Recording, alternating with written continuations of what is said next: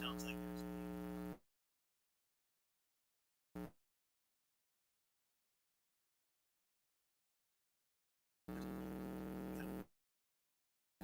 so everything the recording was so the audio, just so that you know, we're having an account issue with the actual streaming service. So the audio recording will be available on the website, video, the live stream. All right, we're going to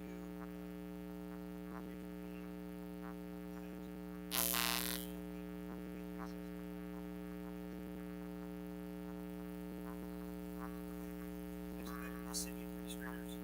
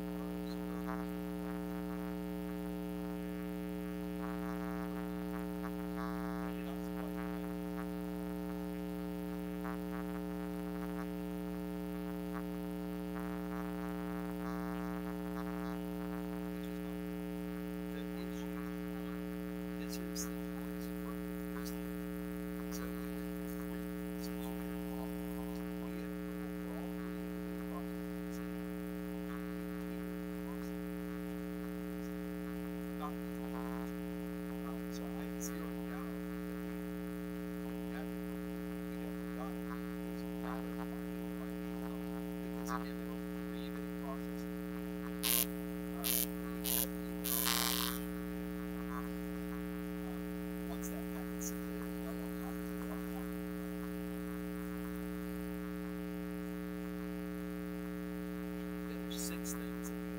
I had the same reaction. If you press those, you know, that would be good to get up. But that package, what y'all talking about?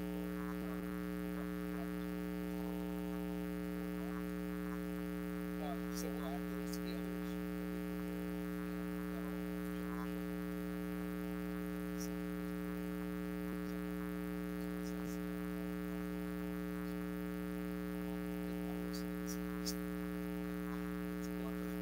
Yeah, well, I mean, when we went, yeah, when we went through this school year, I mean, how we got all that.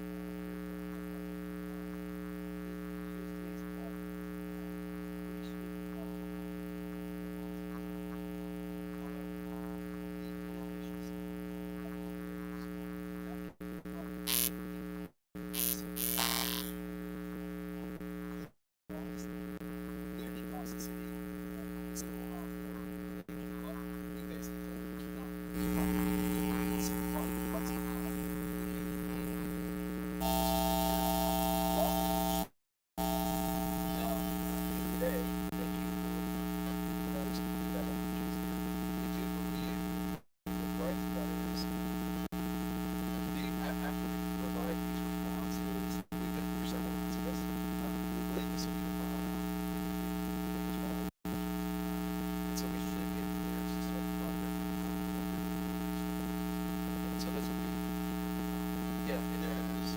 So we're bringing, that's actually part of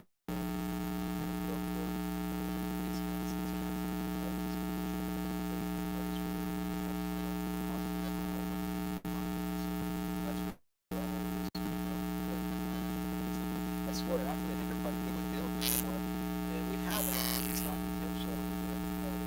Congressman's appropriation said he didn't know this. We didn't know this at the time. That his decision to provide the appropriation very, very federal government decided that we could see the so here we are building it. I don't know what that's very far from this thing.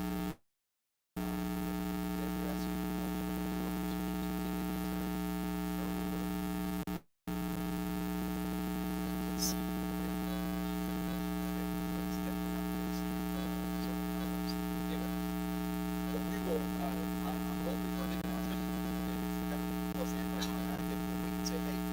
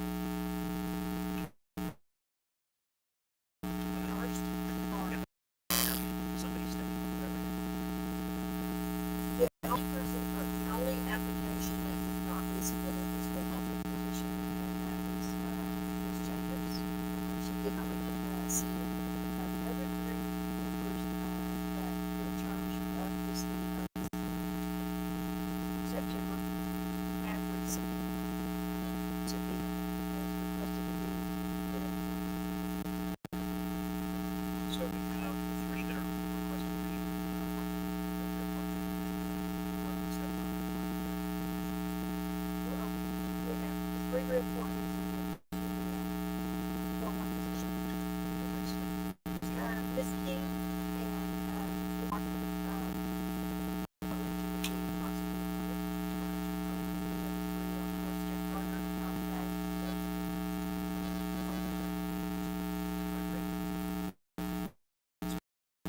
This is I applied for this because I lived here, and I just think it's a very interesting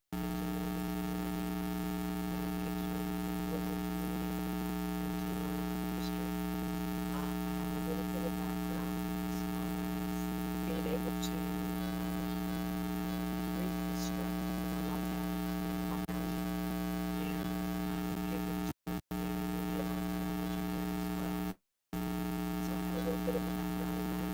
Doesn't necessarily mean that that applies to approving or not approving the shed, but it's just something that's interesting to do. just for context of people that don't know, or your work background. I was department chair at Woodford College. I retired last year.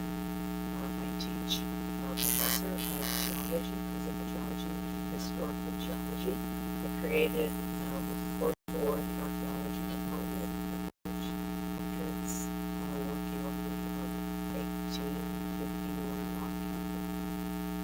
And you had done some work in one project first, Yes, yes, we did a survey on one of the houses and found artifacts, not artifacts, to determine that it would become an archaeological site at this place. anybody have any questions? Thank you very much. So we have one open position and, well, two applicants. Anybody that's we might want to speak. Other times. Okay.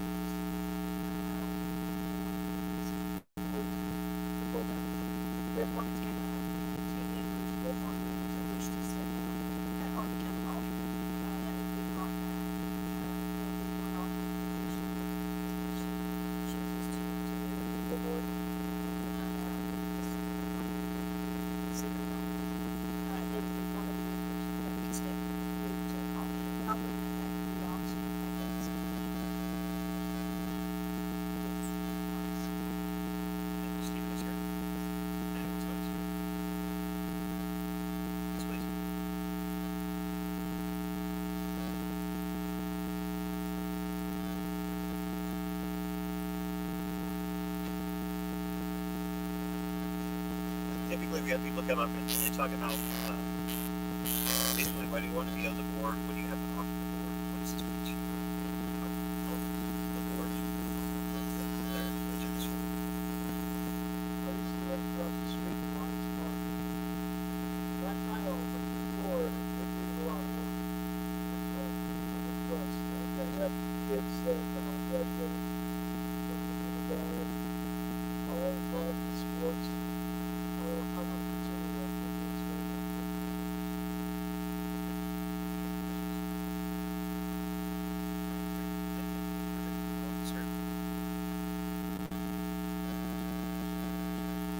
So on first board, none of the regulars are coming to talk. Yeah, that's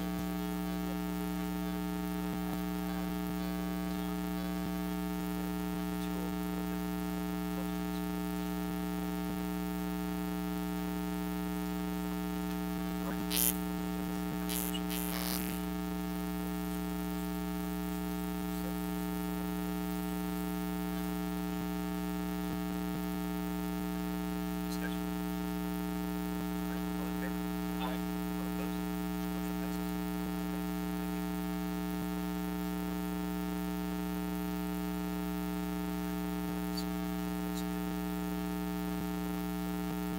Okay. Next item is receive update from the High Direction regarding the Castroville Conference. Purchase regarding land use and property services.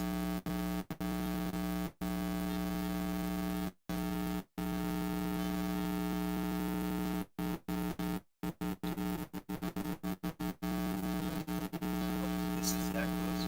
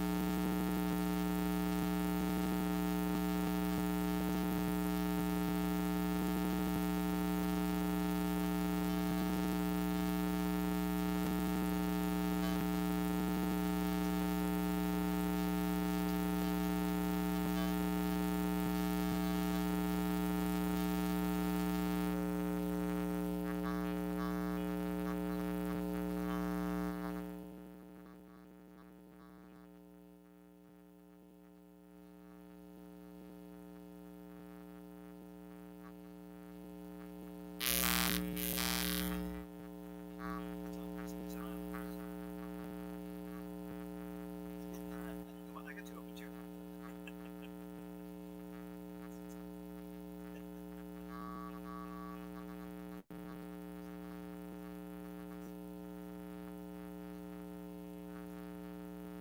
Mayor, council, good to see you all. This is a presentation where I'm going to go over a couple of things. The first two are really kind of updates of the process, updates of what's been occurring, and updates of what's to come. The second two are, as you see, they're pretty big policy decisions, and we have some draft language that we want to put out some key questions that we have to resolve. So walk you through what we have so far and the questions that we have to resolve. So starting with the comprehensive plan, we have considered that as finished the review period of the document. Essentially going to take those review of those comments, integrate them as we see fit, and then begins the first of the public document. So we're aiming for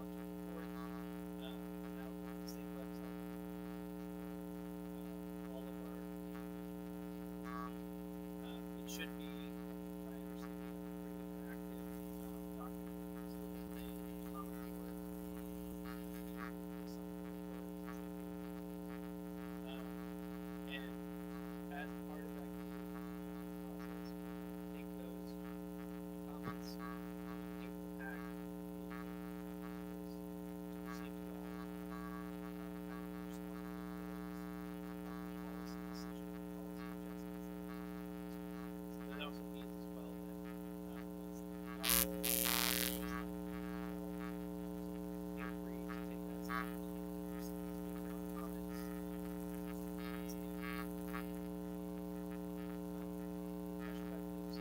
I can check it. I don't know if we have to get specifics, but oh no, and I found this one. It's nice and it's like scratch.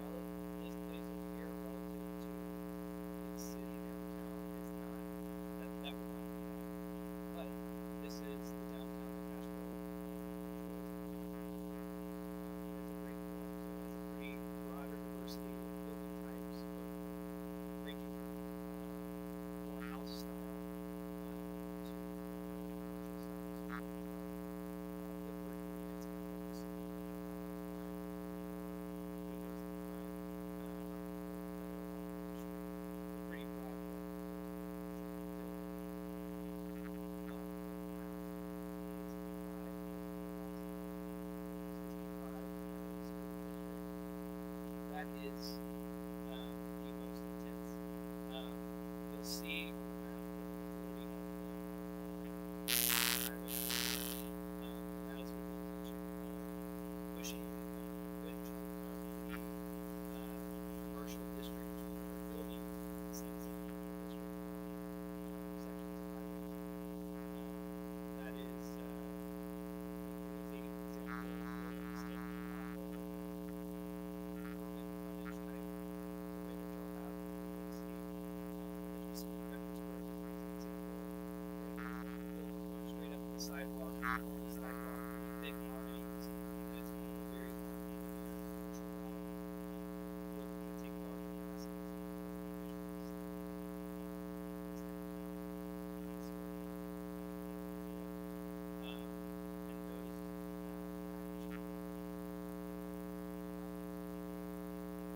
actually deployment center.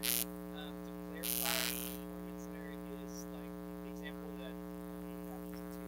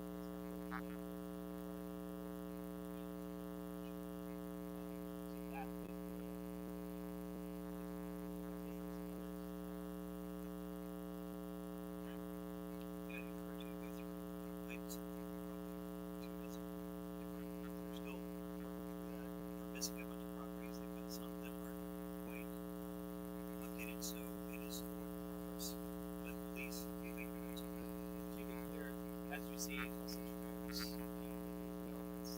We're still waiting from city to identify, but before the map is finalized, it's that will be updated. And I think what we discussed on that was to get the things that are already platted to actually share things with kind of the area and that designation. So we can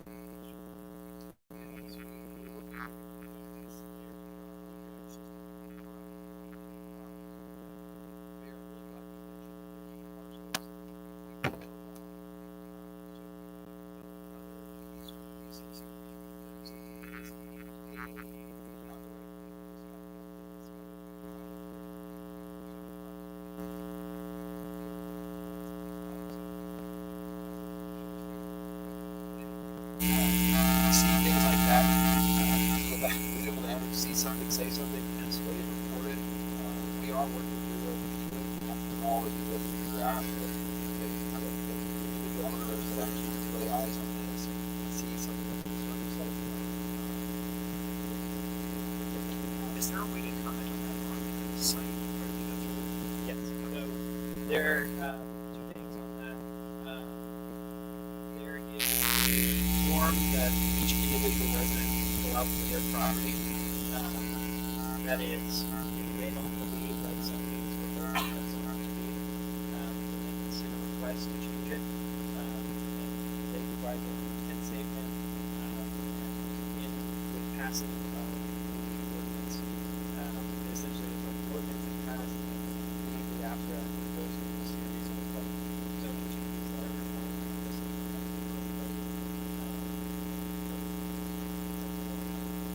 The other element of that is the code should be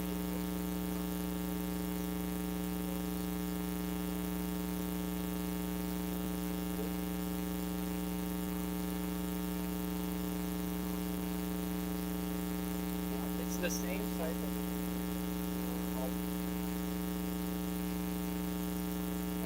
so whenever the map is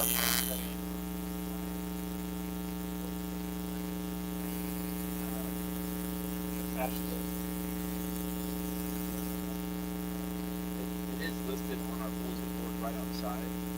I don't have it memorized either. So all of the places you can see this, you can come to somehow and have some paperwork in the QR codes on the signs that are outside. No, that's good. This is good information. We want to make sure that people know how to find it. One last thing. Wait, let me finish out the places where they keep this. So you can go to City Hall. We have it on the bulletin board. It's on the signs on our website, landing. You can link to there as well. Is the link not on the emails that's being sent out? Yeah, we should do that. Okay, sorry. That's you.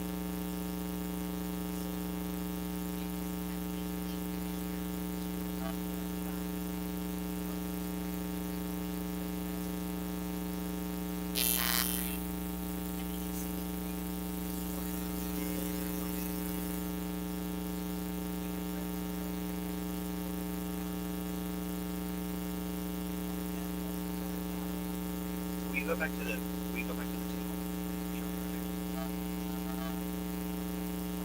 Yeah, that's not.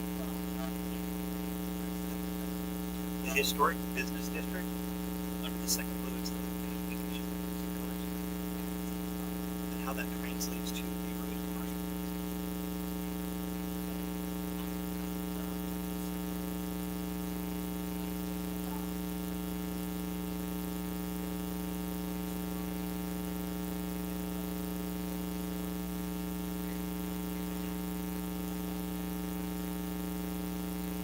The things that are under the historic guidelines. Okay, so that is the overlay that they're not showing up there, but yeah.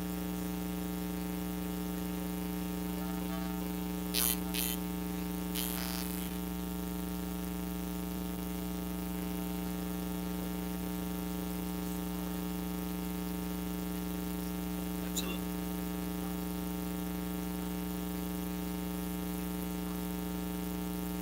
So on the process for that, our right, it's going to be incorporated. This is our like first showing on the map.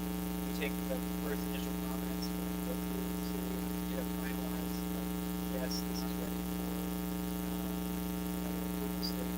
And we've traditionally done for permitting process that you send like a class email that says approval. Come to the next meeting to see it. It's if by state law, it's like a really scary message that has to be said. But that's another opportunity for everyone in the community that's not incumbent is that as we continue the process, will be receiving this notification. And then at that point, we'll have the overlays, there's the transitional as well. So all of those updates will be received and incorporated.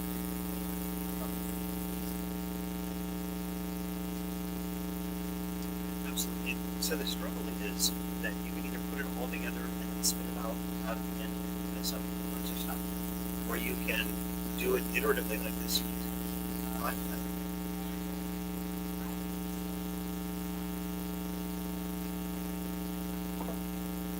So what I would do is communicate, if you communicate with people and say, this is a slow rolling process. This is not going to be decided overnight. If you see something that concerns you, including the historic district, this is the message I think we need to send to everybody. If you see something that concerns you, then reach out and look at it. We're not doing wholesale changes. We're trying to stick as closely as possible to what is there. So if you make sure that people understand, if they see it, ask the question, don't be concerned about it because we're not doing wholesale changes. But ask the question. Ask you, ask them. Again, there's that. I agree with you that you don't put out things that create confusion, but I would rather get it out early and ask the questions than have it perfect and wait. And so, like, I don't want the presentation to be so close to the decision that we don't use it.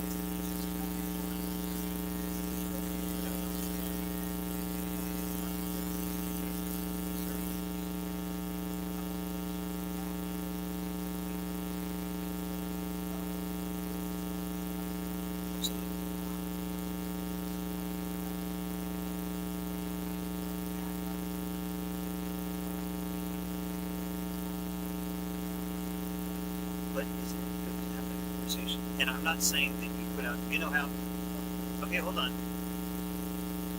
So, hold on. You know how I am about communication. I don't believe that you should put out anything that's going to cause confusion. I also believe that you shouldn't have perfect, better than the need. And trying to get the information out.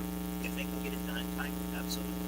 I don't want to keep presenting the information until it's absolutely perfect, because then we're going to risk having that decision too close to the presentation. So I think that we do our best effort. I agree with you that needs to be put on there. The feasibility of doing that in time, how is that? I think that's the question we've got to ask. So for putting up the overlay now, that shouldn't take that long. Make sure everything runs around our contact our commission. And that can be as easy as having these presented as updated on the website, send another email saying, hey, here's the historic overlay as it stands. Up before that is released, whenever we release it, will come with all of the language that needs to work on this overlay reference. Certain that it's going to be the same overlay. And the expectation is that it is the same.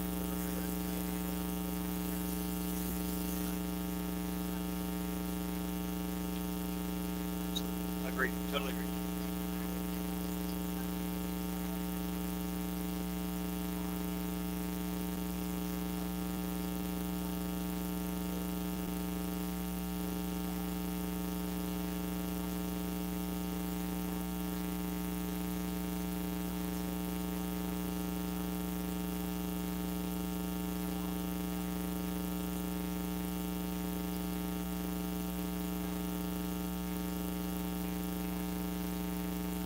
For sure. Yep. Absolutely. Great. Great. If it's just a couple of minutes, we'll follow up. Okay. So, anything else?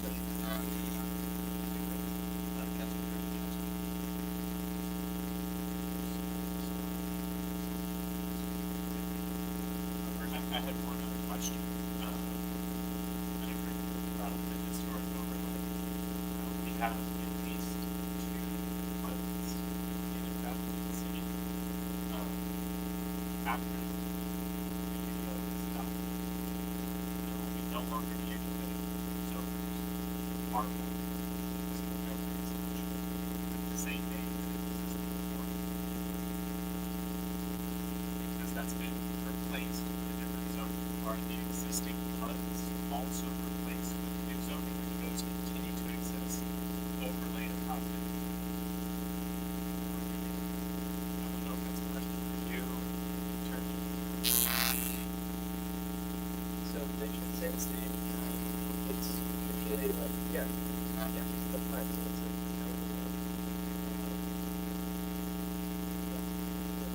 we'll double check.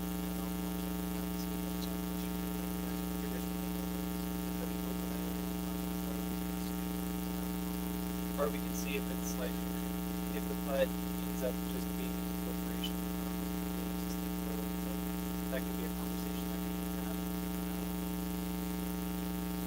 But, yeah, the underlying zoning is something that brought up, even last night, something that maybe involves the city. One of the zoning codes is called out,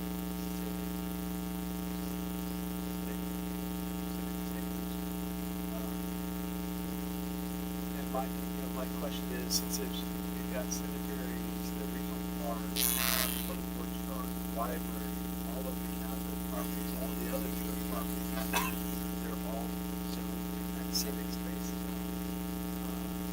They have different uses. In my mind, it would make more sense to have civic use as an overlay, very much like the historic overlay already says, and have the underlying zoning be established by this council, or at least proposed by this council, so we can get the citizen feedback. And this would significantly impact the property that we think today or age is. Some of those are under lots. Those are basically flooded property that fixes, some type of work on there. The public works yard, discussion about whether we want to do it or whether we work somewhere else, and we can see that property being developed. So it makes sense to put some type of urban line. That would be my case for that. But as I was speaking with folks from the city, they made me aware that there are various examples of other cities doing it different ways. Some do the underlying zoning, some don't seem to need it, so that it has to go through a specific use permit. Once it comes up to these there's a couple of things that's just something else that actually for all this.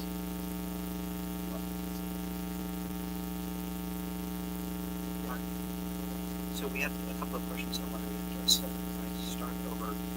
Actually, you might just come up to the microphone just really quickly. I'd like to have other people hear this.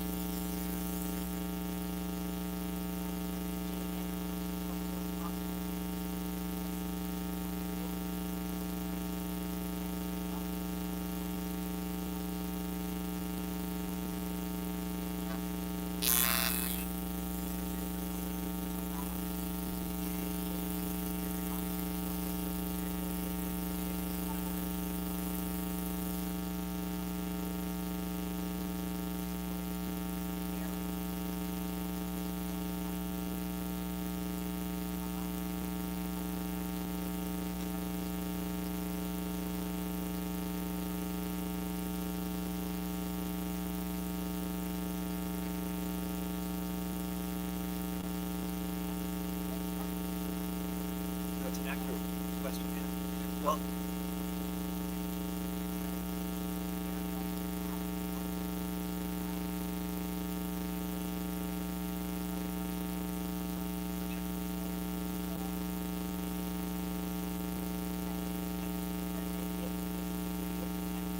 what I would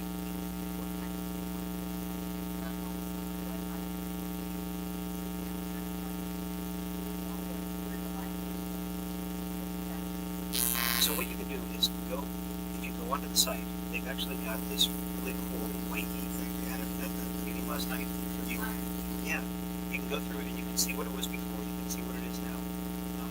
If you look up on this map, as you start from September Square, you can see where the little civic species, the triangle, and then you go up and that stuff, basically all of the stuff there is zoned the same as it was before. It goes all the way up to the very, very top. The one question that I had is right next to the Erie House, the Meeting Street Center. It's at the very top. It's got the little slice of the middle. It's got the property next to it in there as well. And I have a question about that. So we'll go through each one of these, and that's what I did on my email back to this. I went property by property to say, okay, this was this. Now it's looking like this. Why is it? So I would recommend, yeah, absolutely. So go through that and pick it apart, like lot by lot. If you miss something, then make sure you provide that feedback. Talk to the council person. Provide the feedback on the website because that's crucial for them to get that feedback. Great, thank you. I think I had a couple of other questions. Oh yeah, please. If you don't mind, just come up to the microphone so that people online can hear you. Because we are still recording even though we don't have the live stream. And if you don't mind, just state your name for the record. Bruce Alexander, 516 Vienna Street. My question is one line. I misunderstood you. Some of the mixed messages or sometimes confusing. Lewis just made reference to drafts and intended approvals in December timeframe. But yet, last night he specifically told me that once we go through this comment period, we don't have to say only until the end of October. Then it'll go to P and Z for consideration. Then it'll come to council. I didn't hear it that. I heard that last night. That's correct. Also, in your city council packet, there's a report from the development report, and it has a UDO timeline specifically, and it says specifically October 23 through June 25 development and ordinance update, June to July 25 development ordinance adoption. I just heard somebody tell me that we're going to adopt it in December. The written report says we're not going to adopt it until June or July. Again, mixed messages are going on. So please work on the consistency on the messaging. Absolutely. Thank you. All right. Great. Yeah, please. Thank you, Pete. Yeah. Yeah, please, again. Amy Alexander, 516 Vienna. Okay, the lots in our area right now are 1/3 acre lots, which is 13,500 per house per month. Anyway, but now you're proposing to make them 12,000 square foot lots in our area. So if I own 7 city lots, and you take that down, and you make that other 1,500, 1,800 times 7, I can put an extra lot on that block. Is that something y'all want to do? Add additional lots to these lots? So in my opinion, I think the lots that are already 1/3 acre lots should stay 1/3 acre lots. Otherwise, developers are going to come in or different people and say, hey, 12,000 square feet, I can get this changed to 7 lots, 8 lots, 9 lots, you know, saying once you own 7 or more lots on that block, if you take 12,000, you can make an extra lot on there. I think that's something we don't want to do down the road. See, I think that's the kind of stuff that we really need to look out for because the amount of lots that are like that are probably very few. There's one right next to you. There's one right across the street from me. There's a couple of them that are like that. Not too many, but you got to look at them. And there's some like a couple blocks from me that, you know, there's a lot of empty lots there. Yeah, you got to be careful older about it. houses, and if you have 2 people say, hey, you have a developer come up and say, your house is worth 300, I'll give you 500. They sell that. Well, hey, I got an extra lot. An extra lot is worth $100,000, so I can give you an extra, you know, 70, 80. Unless I'm gonna put a house on there that's gonna give you another $100,000. I think that's something that we can I look at. think that we really need to consider going back to the 1/3 acre lots for the 12,000. Thank you. Thank you, I appreciate that, and, I think that we can take a look at that. Was there a reason that you had said specifically 12,000 was what was in the ordinance before, right? Yeah, it was something that was in the ordinance before. It also was because there were a couple of lots that might not fit a full 1/3 acre. If you kept it within 12,000, it did allow you to have a flexibility of the outside of it. But we can make that adjustment. I mean, it can be 12,000 where you can't separate that out. We are trying to get back to 100 with the problem. It's what we feel about that, especially.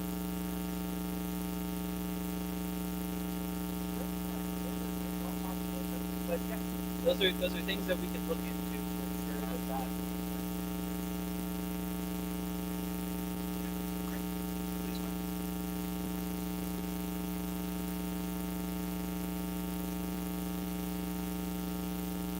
I'm Valerie Gunman. I live in Country Village, 218 Allegheny Street. Also, my husband and I also own a home here right next to the Castroville land on Harris Street, across from Houston Square. My suggestion would be that we look this here.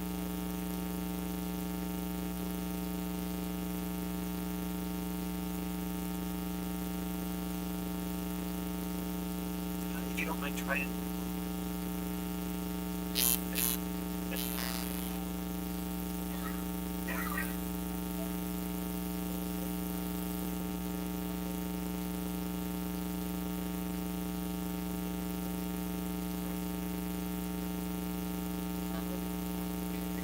I mean, doesn't that make sense?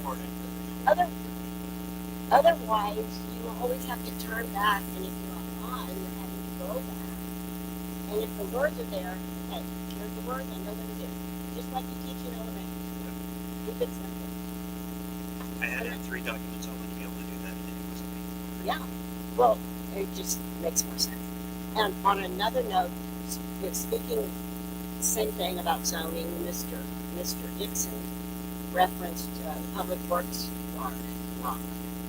I just want to make note, and I've made note of this before. On that lot, there's a historic home. I'm sure you're aware. That's on one corner.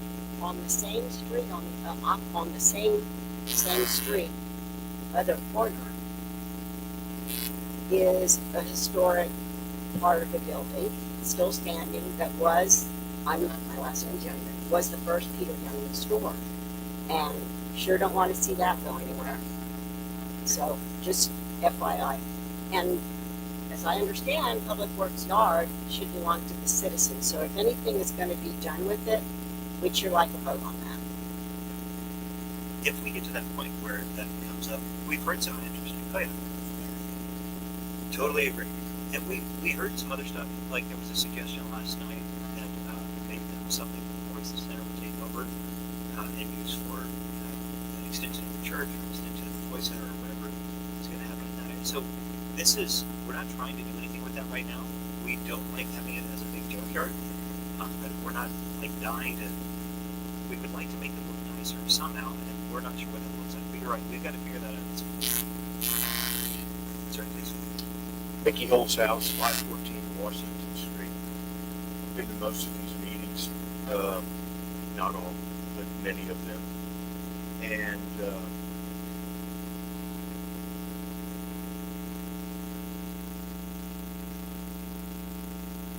without being too critical, because I don't want to come across that way, but we have been dealing with maybe programs that we cannot meet or see since the beginning. And Ms. Martinez has hit it right on the head about putting out information that is incomplete and causing confusion and causing the citizens to jump to conclusions or to draw our own conclusions, which may be right or may be wrong. And then bombarding council with phone calls, emails, etc. I know we can go on, but as you said so well about going online and answering questions, etc., putting our comments, but there's a number of citizens in this community that don't have emails, that don't have that luxury. And that's why we have the public forums to be able to do that. So I'm just going to ask you to try and, what we're trying to do is something as a community. You're right, we haven't gotten everything right. We have really taken some time to try and keep this out in the public as much as possible. That's why we've had so many public meetings with big printed materials, with lots of follow-up opportunity. And, you know, and I've been to public meetings, Mr. Mayor, and, you know, I'll give you an example as the walk around. You know, just for public record, we assembled at the paper. We walked over to the area where the food truck was to start the meeting, to start the walk around the Castroville. We walked 20 yards to the front of the old standby, and then we walked down in front of the Tardy Hotel. And that was the walk around of Castroville. That is inadequate. And I know you've done a gracious job of apologizing for shortcomings, etc. But let us not, as citizens and as council people, remember that we are the customer. We contracted with Simple City for $440,000, real number, and we sit here as council members and community people, and we have to make apologies for confusing information, no city street names on maps we can't read. There's no compass on there. You know, my wife taught 4th grade, and she taught mapping in 4th grade, and she taught kids that when you have a key, you have a legend next to it to explain it. That literally is 4th grade schooling. Now, so my point is, we paid them $440,000, and we need to make them earn it. Please. Absolutely. Thank you. Because right now they have not. Thank you. I appreciate the comments and the criticisms. This is something. Okay, hold on. Please correct me. I am trying to do something. You know, we have worked really hard, and I have lost my patience with you. I apologize, but this is crazy. We are trying to do something and work together, and if we work together, we can do something. Every time you brought up a concern, we have addressed that concern. Okay, that's enough. I'm trying to let you know that I've opened this up. Even I've gone to great lengths with our attorney to make sure that we have the ability to have conversations, that this should be productive. And if you want to lean in and help out with it, I'd love to have you. If you want to sit back and criticize it, that's easy. That's not good. So let's work together and do this right. We will do it slowly. We will do it methodically. Let's do it together. I've offered that a million times. Okay. Would anybody have anything constructive to say? Please. I'm sorry, I get really frustrated because we are truly working really hard to do this. Sorry, we're Houston Marching Band, 1616. So, I call it Napa Estates. That's over there, up in the city. Is those lights?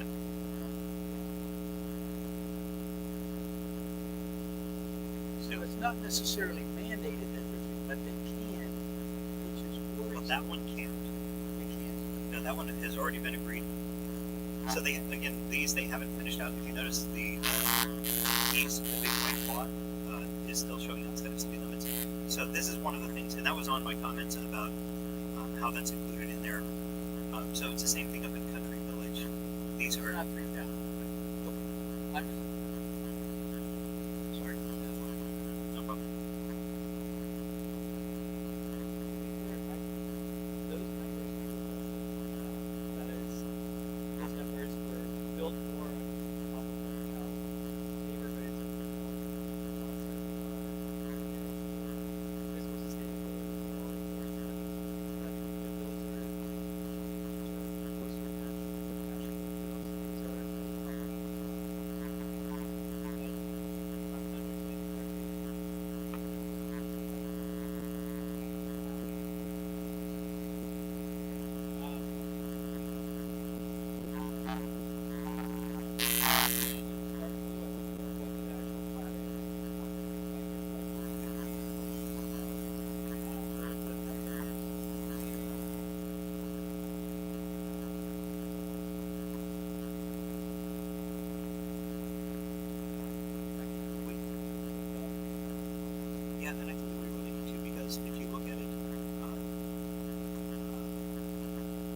somebody was, you were talking about, the Alexanders were talking about, they've got properties right next to it, if they work together, we don't want to see that happen, and we would love to see that happen. It's the same kind of thing, it's making sure that it's looking at the rules and making sure that they don't get abuses. That's one of the reasons that we're doing this whole thing, is because there were abuses in some of the old regulations, we want to make sure that we're taking those out. And so there needs to be additional place type inside of town. I think that would be okay, we just need to look at keeping those protections with the existing built environment. I will say, trying to flag it,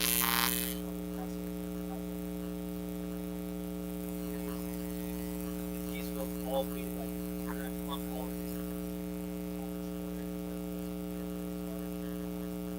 Question is, those are all pretty big changes that these are recommendations.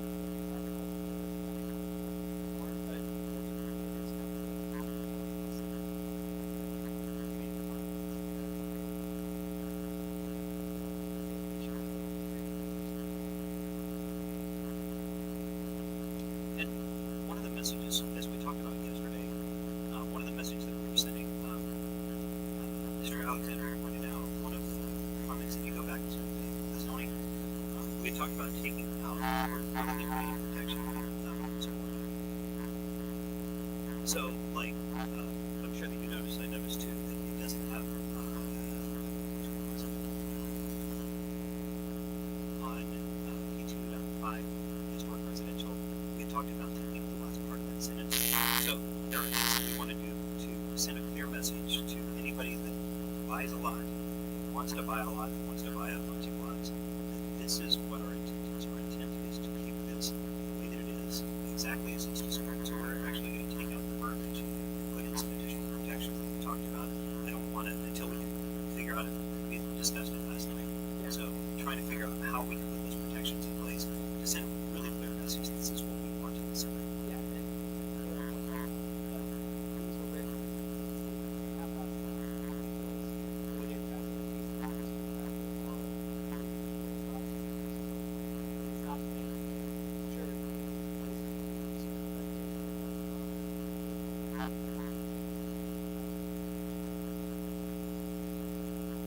Yeah, please. Yeah, if you don't mind, just step up.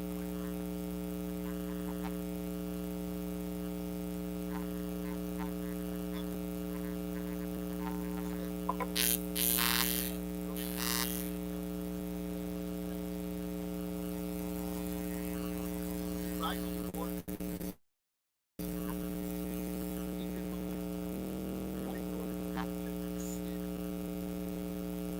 potential developers, their mission is, the first thing is they come to town and they're pulling the woods out. And they're going to find the holes in your ordinances and do what they want to do.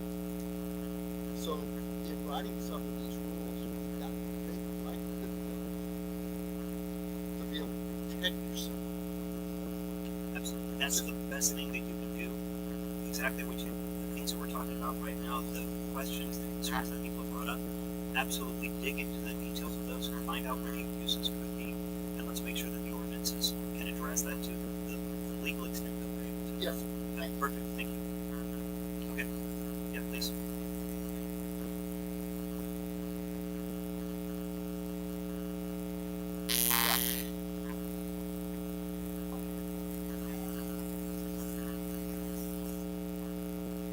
Yes.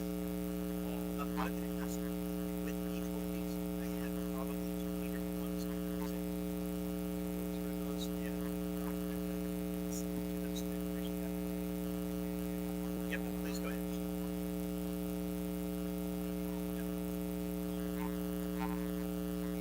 Yeah.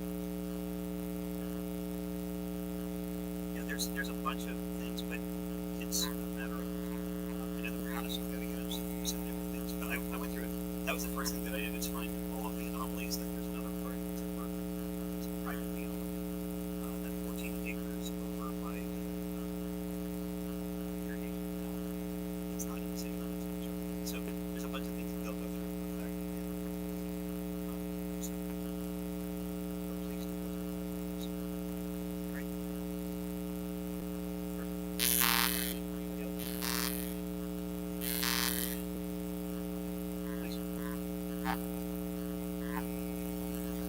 this is a little bit out of the norm.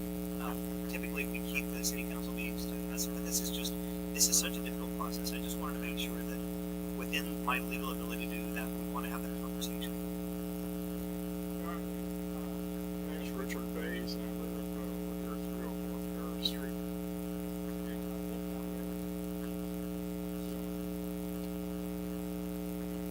It's kind of funny because the house across the street from me is much older, and it's not in any zone at all. But anyway, that's beside the point.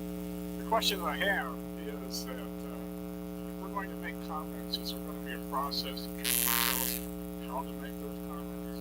Is there going to be a process that's going to give us feedback in response to the comments? I don't think we go as far as feedback on. I don't think that we go as far as feedback to the comments. If you want to, if you come to any of the meetings with maps and all of the like the one we had last night, that's a great place to have that discourse and say these are my questions and these are my concerns, and it's a great place to be able to do that. If you And I intended to do that, but I found out that it was one night only. It's kind of a one show pony eater, and I would like to be able to have a chance to see this stuff.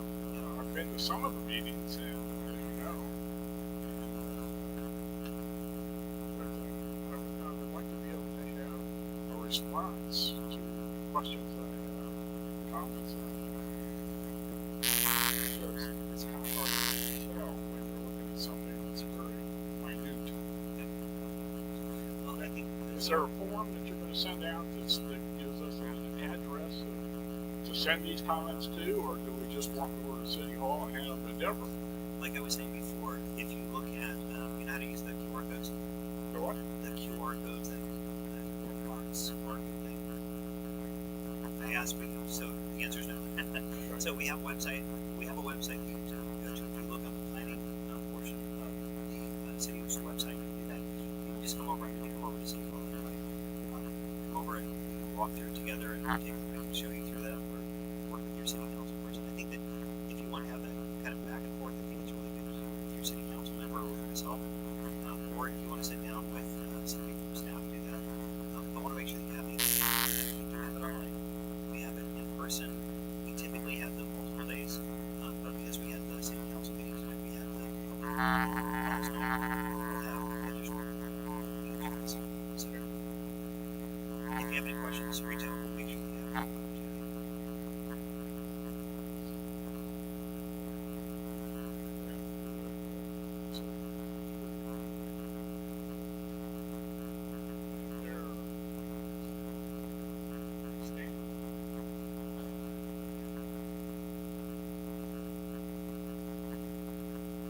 I like it.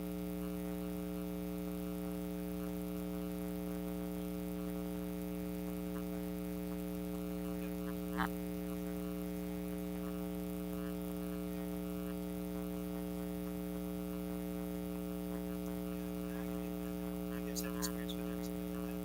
Like, so, I think about this. I reported a code violation. I saw that it was fixed. I didn't really check by 3 weeks. So, there wasn't any feedback. And to me, it was kind of disappointing to have something like that. So, how do we do that? The way that we would do that is we're going to try and accumulate and consolidate those comments the best way that we can act in all things that exist. And then we engage with either board or either impact or the policymakers and walk through the comments that we receive. Now that can be made into a document, that can be publicly available. So if there is an instance where someone feels like a serious comment was missed, or we can give some recommendations about time, where there's these things, these things, that can be a publicly accessible document to help inform like how we're trying to implement multiple opinions. And also the multiple opinions, so it's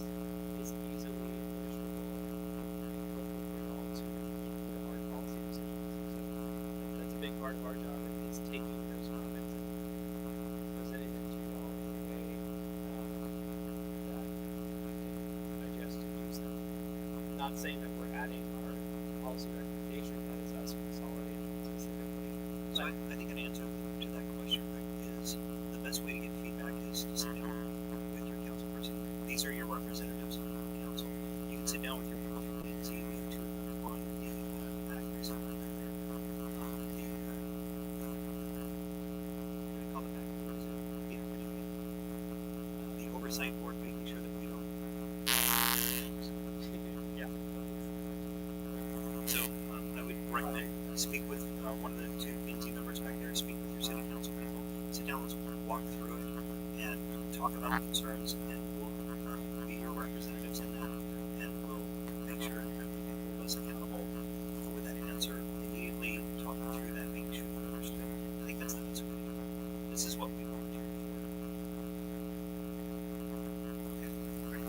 And we're not paying them enough to this one. That's the concern is we paid an additional because we wanted the additional comment periods, we wanted the additional public interaction, but we didn't pay them to staff a call center, so we don't know what the costs are over there. And again, that's what we spent.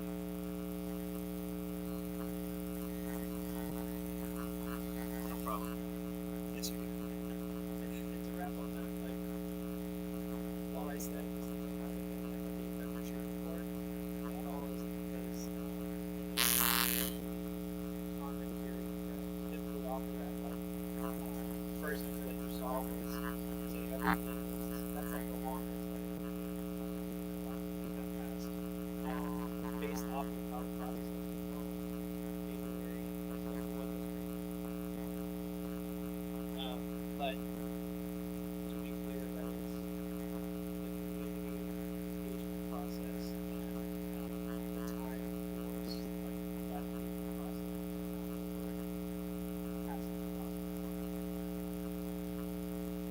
We're still on schedule to that last step. But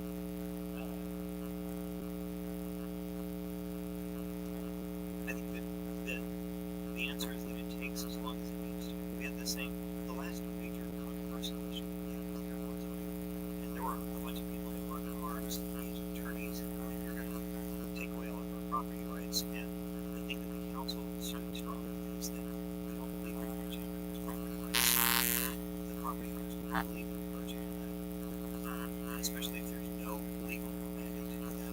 But we told them we'll work through this. We have a legal obligation to work through this, but we're not going to do anything that will impact your property value, your property rights, without talking to you first. It will take as long as it needs to take, and that has been extended almost a year. We're pretty much at the point where we're ready to start talking to. And there's one property owner that's going to be impacted, and they are very aware of this. So it's the same kind of thing. We don't want to rush anything through. We want to make sure that we give it enough time to work things through without doing analysis comparisons. So it will take as long as it needs to.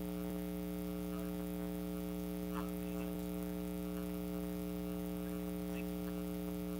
It's hard work. I really appreciate engaging the other folks, the stakeholders on Inspire. okay, so there's still questions on the want to continue to back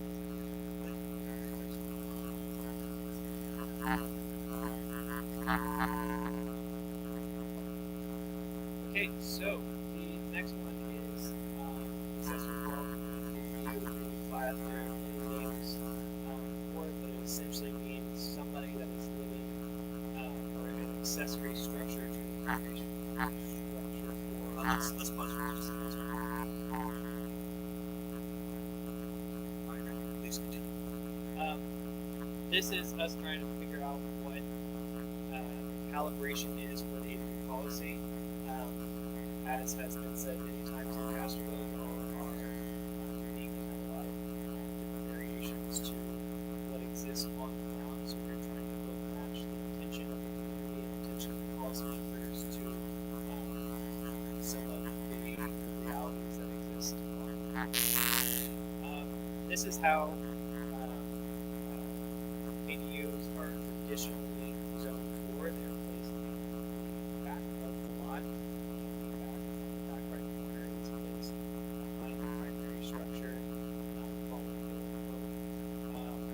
that is the way that we are currently drafting it would be the default definition of accessory dwelling unit. Now, there are, as has been walked through, has been shown, as I've heard, there are a number of buildings that don't exactly fit that qualification. So instead of, I'm going to walk you all through some policies, a sample draft that we have. The way that we're trying to calibrate those variations is instead of saying here are all of the myriad of ways that they can exist, and make 100 extra pages of document just to say where they fit. We thought it might be best if you can say it exists or can point to an example that is currently existing in a certain square footage or a radius, then that is your qualification for a special use request. We have landed around 500 feet. That's about 5 blocks. Like that could be as far as 1,000. Could be radius. Could be larger or smaller. So we're trying to see A, does that portion of the policy make sense and fair to y'all? And B, is there a component that fits with your own The things that we talked about before in the last meeting was there are some places that, like the pictures that show that those were on river lots with things back when versus even some of the scale. If you look at like the Lincoln House, is just pretty big, but it fits because it's on several lots. Like that's awkward there, where if you put something like that, it'll belong. Same thing with the ADUs. If you put something inside of one of our existing lots, if you start, I mean, we talked about this, you have 6 lots, and every single one of those has an ADU. And somebody comes in and does that and asks, so basically, so is there a way to limit that? Maybe it is on island lots, or island lots, versus like the bigger set aside, like if you think about lower cost, how those are set aside, it's back. It's not in the middle. Right. Lower cost meaning Oh, I'm sorry, lower the cost would be, if you think, come over by between the Sands, Spinbach House. So if you go down there, that's lower cost, and on your right hand side, that's the first stop sign or something like that. If you look at some of the river lots are a little bit smaller. The ones that are over here, there's one right over here across from St. Peter's where it's got you can't really tell because it's in the background. So is there a way to limit inside of those so that basically you don't have somebody coming in and buying up? They like there are I've seen a couple of places where they come in and buy an entire block, have 8 lots, 16 structures on that. So how do you limit that? So Yeah, so there's kind of 2 elements of that. One is the river adjustment that we are planning along the river that might be some exceptions to a rule as you're facing more towards the river in a lot of those cases as it is the asset which is facing towards some exceptions both for the primary structure and also the accessory. So even in as it stands now, the square residential, it only allows for 80 feet, which will not get you to the point that you want to place it for the primary structure. Now for having a situation where you're building a primary structure and you're building multiple ADUs on that lot, there are 2 ways that we're trying to limit that. First is the lot coverage percentage. Every single zoning classification has a lot coverage percentage.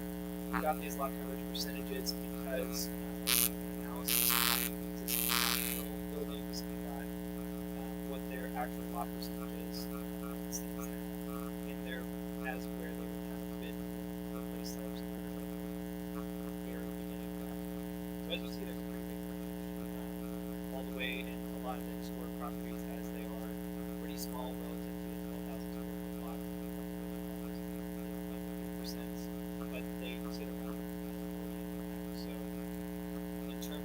coverage allowed. For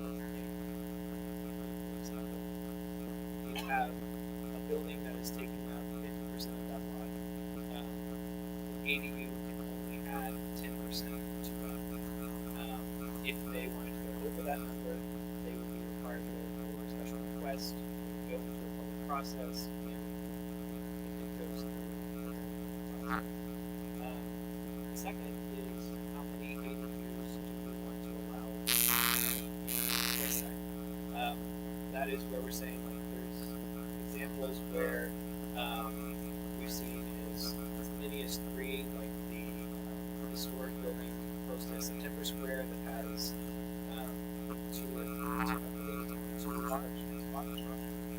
Yeah.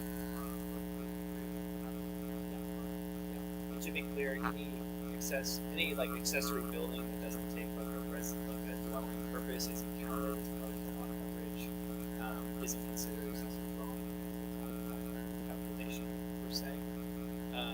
But this is part of the question because there are situations where you have 3 and you've heard a mix from the community of someone 0, someone 2, someone 1. Like these are policy questions that we're asking for the bus guidance on. That's a pretty big thing in terms of how neighborhoods can look and function. So can you put a limitation on calling it an island? Can you put a limitation on specific islands? So if you have, maybe it's on an individual island block, you can have a maximum of 2 accessory dwelling units within the first 2 units. I would say that could be very similar to that base type because if you're saying that island block, you're saying any of the interior blocks, correct? Yeah. So, no water. And it wouldn't make sense to allow for like a river structure to have over that because they have the same type of zoning and water. That's a question for y'all. Like if you want to put or allow for ADUs along these river properties, if that is a policy direction we'd like to go for, then we would make the exception for the river rather than the exception for the rest of those type of interior ones.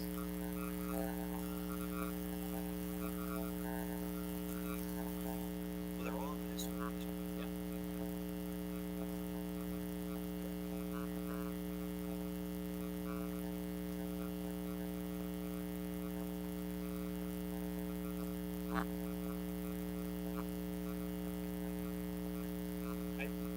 Correct me if I'm wrong, because I don't believe that the historic is not guidelines of fact the number of units that are allowed.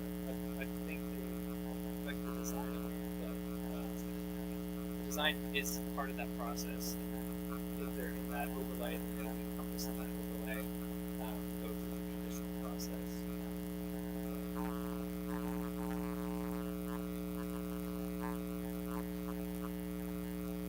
Yeah, but we.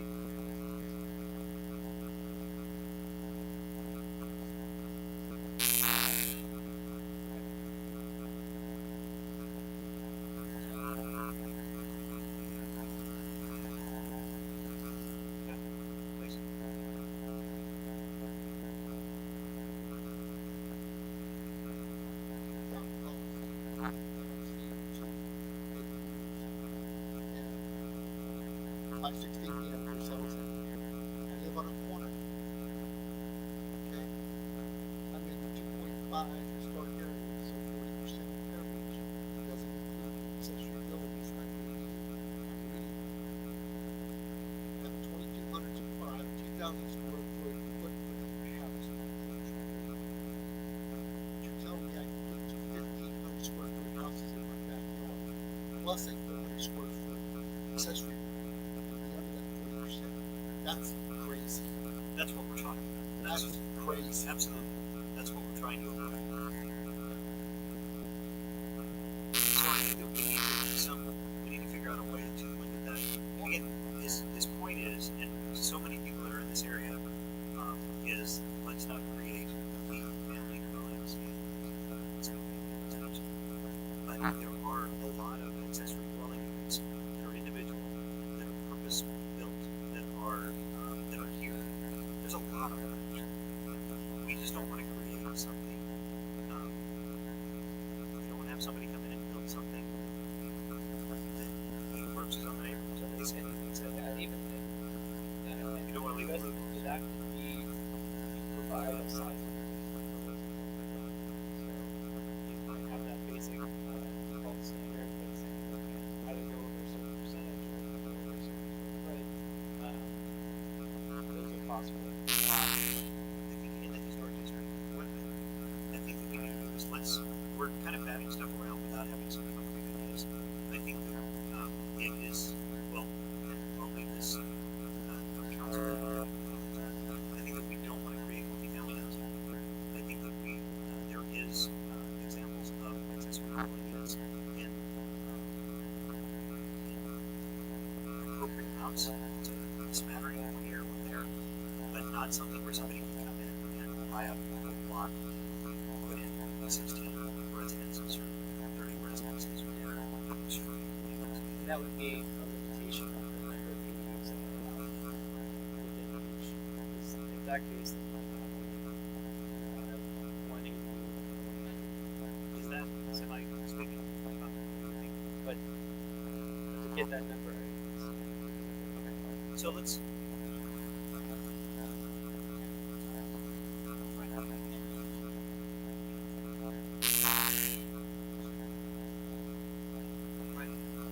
And because there are some accessory dwelling units, that's why I'm kind of sticking to that a little bit. But it's got to be done in reason and limited amounts. So let's go back and do on this and come back the next time. Is that all right? Come up with some options that we can avoid abuse. Sure. While not putting in character. So I'll say I'm broadly in favor of at least one being allowed on every lot in town. As possible for that. I don't know this one. But and so I don't think that saying only a certain number of lots on a block are allowed to have one is a good idea. And I don't think you should either. Because most people are not lining up, get their papers ready to file a building permit for an ADU. There are probably people who really wish they could. There are probably a few people who are just quietly building one in their shed and only building notices. But right now there's no huge hurry to do it. If it were approved one on every lot, there are a few spots where that would be a problem because one person owns a lot of lots next to each other. So if they were inclined to do it, they can do it on all those lots and understand. That's your major concern right now. But in the overwhelming majority of cases, if it were approved one on every lot, you might see 5 every year or two. And it won't really be a change, but if you make it so that if I don't build it first, my neighbor builds it first, I don't get one, now you're going to create a race to make them. And you're going to, if you don't want to see them everywhere, you should not put a limit on if your neighbor builds one first, you can't. Because you're going to incentivize people who otherwise might not have one. An ordinance where if you're building an accessory dwelling unit, it has to be, like, to go in front of the permit, it has to be primary residence has to be to get the permit to build it. If somebody's got the tenacity to go and sit there and occupy that home and build an accessory dwelling unit and have their neighbors come over and visit them trying to leave the torches. talk about some lifestyle.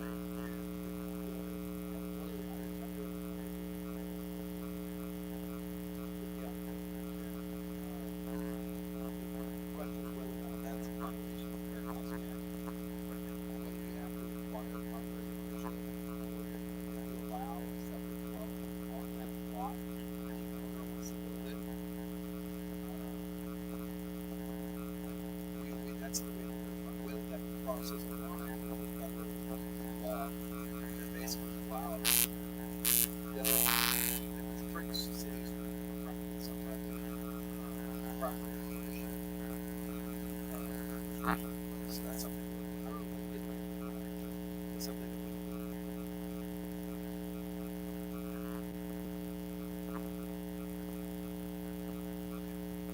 So the bottom line is we're trying to figure out, again, how to avoid abuses. Tammy, go ahead. Your mic on. Hey, Alexander, 516 Vienna. My question is, can you put something in there where a developer can't come in and buy the 4 or 6 lots? So you can't control that? That's You like the owner? Okay. And that's why, if there's a way that we can do it so it has to be owner occupied to be able to get the permit, if that is legal, I think that's a good option. If that's not legal, then we need to find another way. And I That's think what I'm trying to figure out. I think that we shouldn't wrap this up until we find out. I think it's a positive thing because it is something that you see in Castroville, a number of different places, just not everywhere. And that's something that to David's point, it's great. But just like David said, he knows that's what I'm concerned about. So, which I appreciate. For sure. You're gonna be exact address. I don't believe that for a second. All right. Yeah. Well, again, I'm giving extra room here. As far as ADUs, I think you're going down a good path, and I would encourage you to slow down. If you do research, which I did this afternoon, in the state of Texas, there's a lot of push for ADUs, okay? But there's a lot of ordinances out there that stipulate that the ADU must be accessory to the primary structure. They can't just build them. So here's your primary structure, and it must be compatible, associated with it, okay? And there's ordinances out there that are standing ground with the state, and there's a lot of regulations being proposed and things like that that addresses ADUs because it comes up with a rights issue, and people that have, just like we talked about, have a social contract and don't believe that should happen because that's not how they bought in, and there's new people that want to do it, so it's kind of putting all that together. So I would encourage you to slow walk this. And I would All encourage the you. information before you make any decisions. I'd also encourage you to reach out to your state representatives. I was looking at, there was a Senate bill and a correlating House bill last year that they had proposed that there can be no limitation to accessory apartments for all apartments. Well, the city has But there different was pushback. zoning ordinances in the city. We're Right. talking about new developments out there. But what I'm saying is reach out to your state representatives and let them know that this is important. It was killed because of the same argument that we're talking about is that we don't want to have a family in a single family residential area. But they are pushing for that. And as we've seen over the last few years, they continue to erode our rights to control the area that's around us. So please reach out to your state reps and senators to let them know that this is important. I think this is a great conversation to have, and I just encourage you to slow walk this, so we can try to get it right. Absolutely. To be clear, the bill about ADUs passed the Senate. It just didn't pass. And then it didn't pass the House. So what I'm hearing is we're going to do some research into the ordinances that are just out there, play with the others that we typically use, and show y'all a couple options of, post screen, lease screen, all the dimensions that it could be in this conversation, and show you how they can work. Because it's an accessory dwelling unit, but it's a pretty big portion of how communities feel. So this is more of a check-in to see what the direction is. We've been researching it on it, so that's how it works. And I think that you're doing a good job as we go through these and finding the key sticking points where we're just really getting where there's possibility for things. I think it's really good. So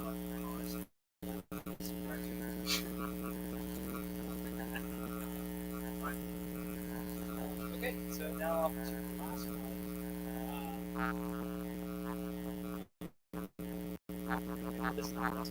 This is an addition to ADU policy. It's the short-term rental allowance. This is what is typically done for when you have a situation in a respective place type that you have short-term rental in order to prevent situations where someone buys up a bunch of properties like you've seen in Fredericksburg, and they're just offering their short-term rentals, they're turning hotels and ways to place it.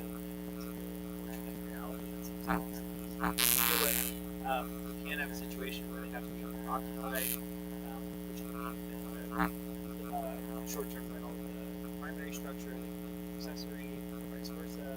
And we recommended them primarily for the residential uses. The only reason that we don't see more intense the district is because if there's situations where it's a commercial use on the bottom, and there might be a short-term rental on the top, it's a typical like more intense urban situations.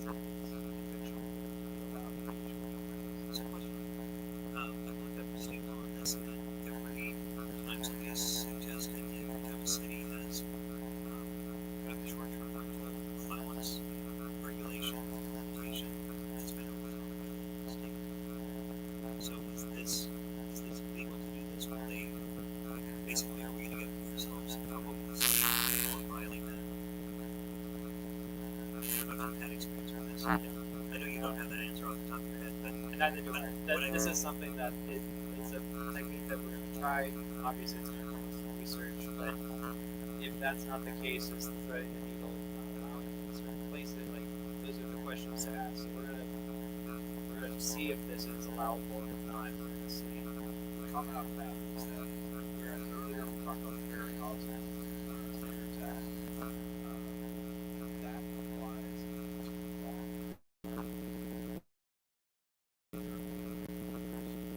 So right there, one discussion right there. So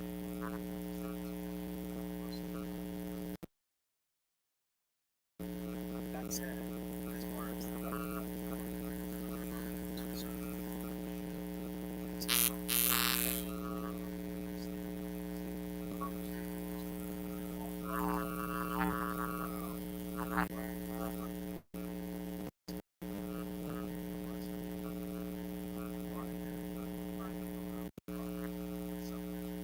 we just need to make sure that that's not legal because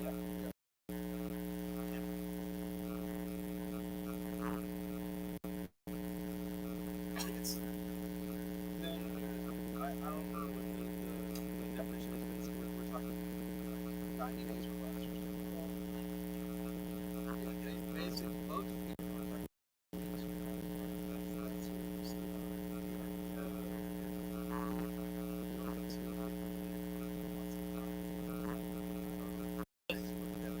that can also be defined in because there's also like instances where there's traveling nurses, there's they have option for like their own dwelling.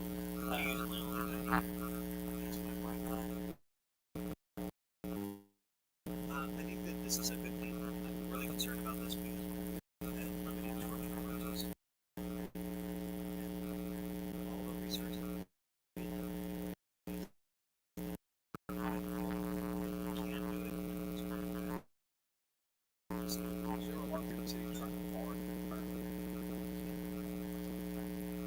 But I'm not even every time that is I saw several cases they're trying to bring issues. I just don't want to see if it's aspirational in terms of development stuff, soon on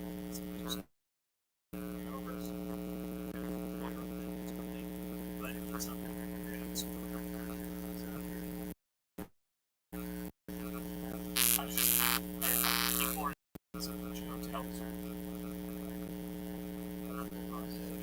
I would have to check on it. Yeah, that's been the last.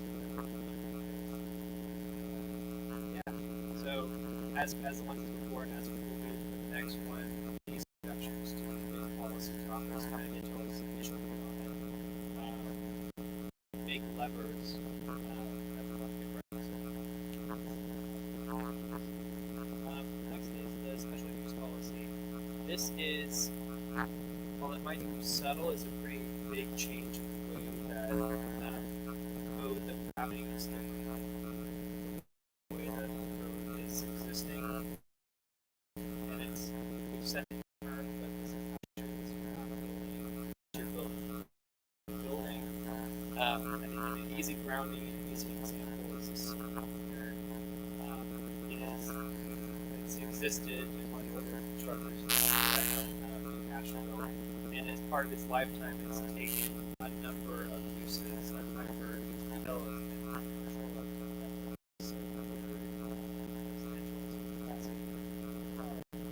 it's been many things, and a large part of the contributed to why it has been many things is the way the building is formed, the capacity, the structure. If you had that there says the other example, it would only be that. That is based on this type of building and happens to zone based off of the building itself. The reason that we're recommending a form-based code is how traditional home is because you can allow for that is much more fiscally sustainable for the city. It leads to less vacancies, less vacancies to veterans from the city, less police, less and property taxes. So,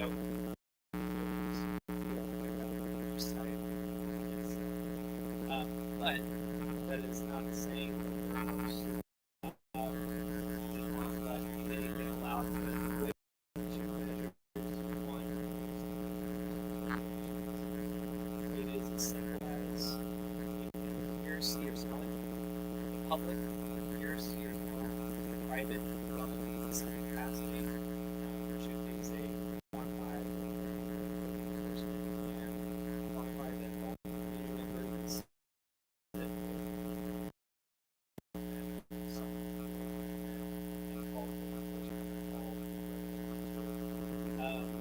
That is how you regulate what is allowed. This is kind of the basic how you do things. Then you have this.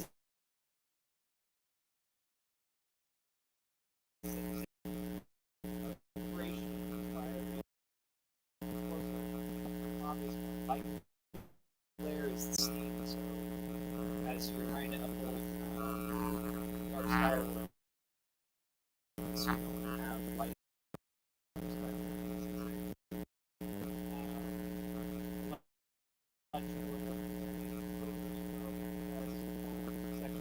Businesses that is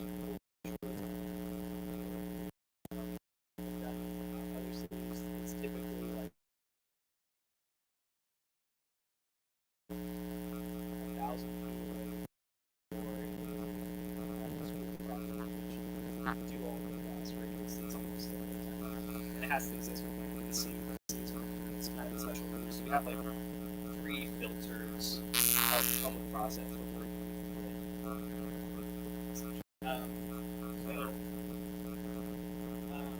in terms of what the building is, in terms of what the buildings are about, this is where you're having in a zoning you're saying a tire shop and a focus on a gas station. This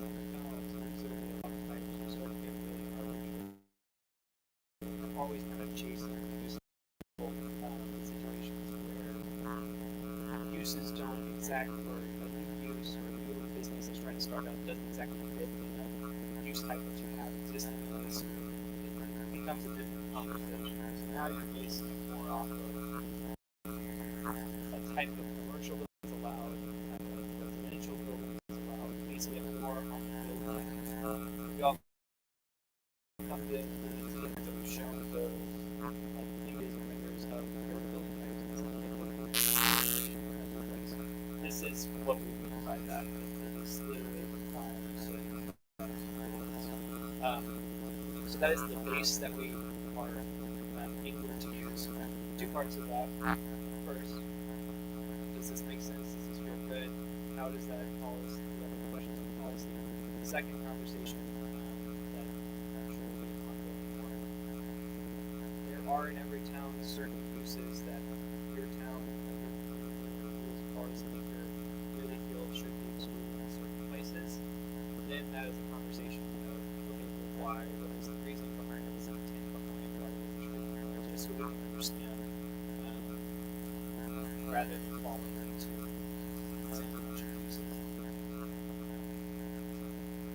It's a lot, but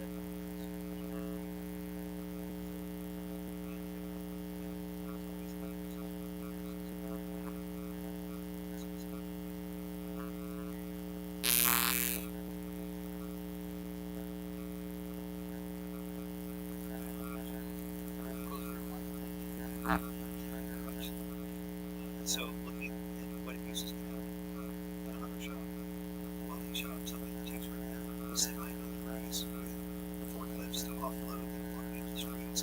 This is something that's functionally intrusive. So how does, and I don't see that person providing. that's an audio. The truck that's coming into it is at a certain level calibrated towards something that's what is the truck. Also, the overhead then have employees of the fabrication shop in that capacity. If it's like a fab shop, then the truck has something or do something like some sort of oil gas, and that's not filtered correctly. Those are all calibrated things that can and furthermore, most of the, almost the entire zone doesn't allow those type of uses as the case. So they already have a way for a special use. A lot of those forms of development. So yeah, if a dump or a tire shop or someone using those big trucks, if they happen to fit this that works, like agreement that's part of the process that they go through, or they would want to fit zoning, or most of the zoning isn't allowed for it, so then that's another, they have to ask for a special use request, another public process that they would have to go through to convince the public that you should allow that. And they would also have to prove that they are not providing a nuisance even before they're laid. This is not a situation where you have it's built and then we kind of wait with a radar gun, hoping that it's not going to evaluate. It's very clear. They understand. They're agreeing to those things.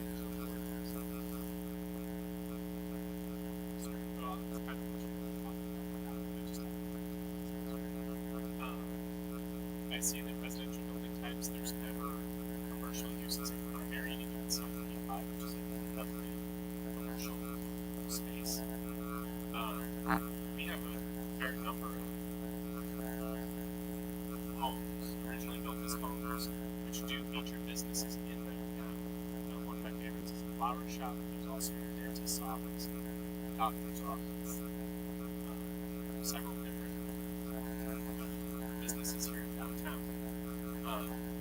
So if you get leased in 435, there should be an option for just, hey, I bought this building, it's an old residential building, I don't know, so it's property. You are correct.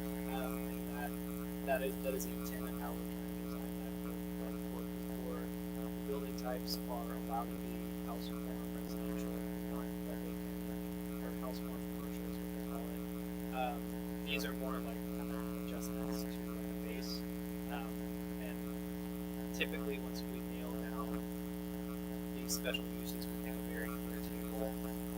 So each zoning type knows the building types that they can build, to what capacity they can be commercial or not. But you are correct that in P5 before they are intended to draft them to be allowed for commercial purposes.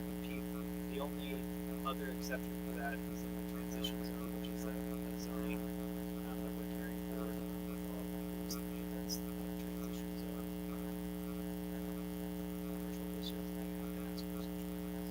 So I guess just, I feel like we might have misunderstood what I say. It says accessory commercial use in P435 for residential building. Yeah, so that's I guess my intention is that accessory should. right. So what this is saying is, residential property, P4, P5. So say someone is like owning a residence in P4 and P5, they are allowed to have an accessory that is allowed to be commercial. And would they be allowed to move out and just use that same building as a home? Yeah, then it would be a house form commercial. Then that is a good point of would you have two commercial units or something like that? So that can be clarified.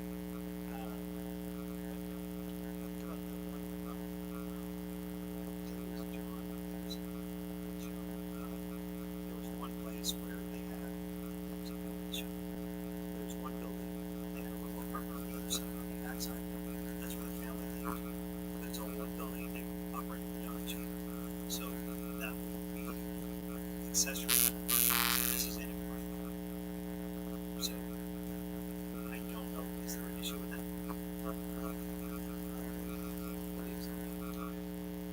And also to like kind of go back to the mapping, where there were some cases like closer to downtown that are P4, the intention was for it to be if someone chose to turn that into a commercial property, they can allows that. And most of those that change from P4 to that goes downtown area, more like 2 block. That was kind of part of the reasoning also why we got there. We want to have creating that ability and bases that are close by where there's a number of towns that I'm sure all of us live in. They're beautiful commercial districts, but they're all houses. And that's something that can be celebrated and encouraged. Not losing the quality architecture of the building just because the times might have changed and it's now more of a commercial district. All the residents' desires.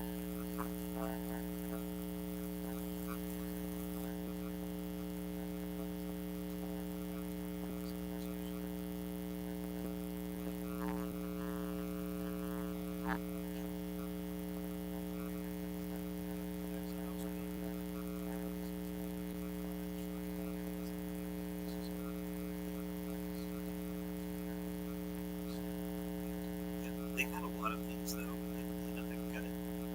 I want to be careful how I say this because I don't ever believe that our state legislature is going to continue to politically control our environment.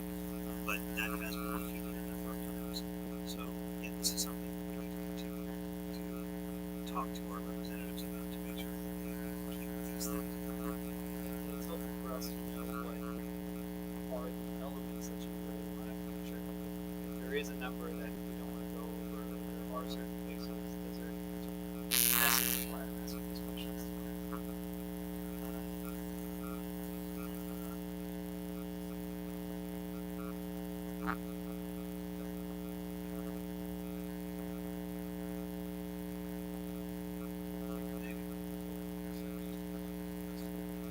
It was the best saloon in Texas, that's what it was.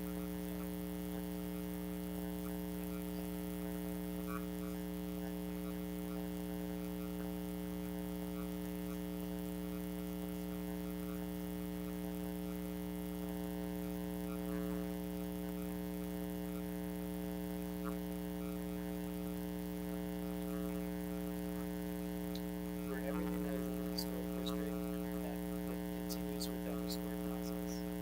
So, and that goes with anything I say. But oftentimes, why I pick these historic structures is because they, not even because they're historic, but they are quality buildings and have like real merit behind it that we're trying to. I was kind of referring to it because much of what you were saying only applies to areas not in the 40% whatever the old Castroville settlement is in this district.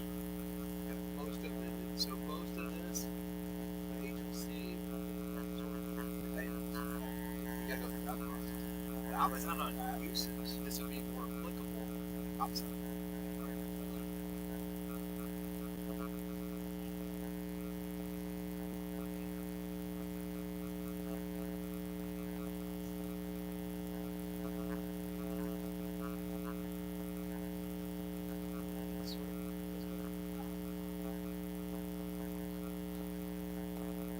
Oh, yeah. You're talking about with the, yeah,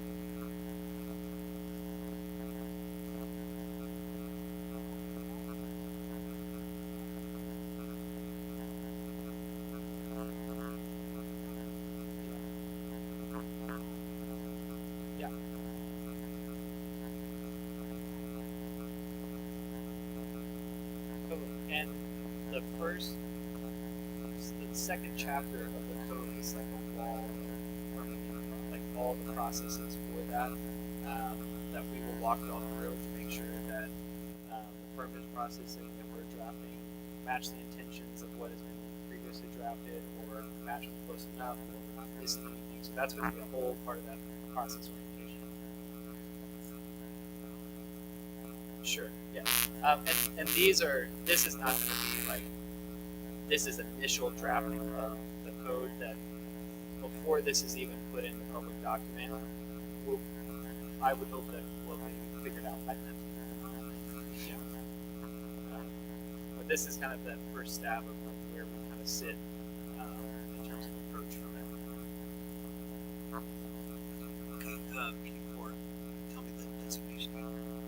P4 is neighborhood commercial. Retail excluding drive-through services, convenience services, outdoor retail, like.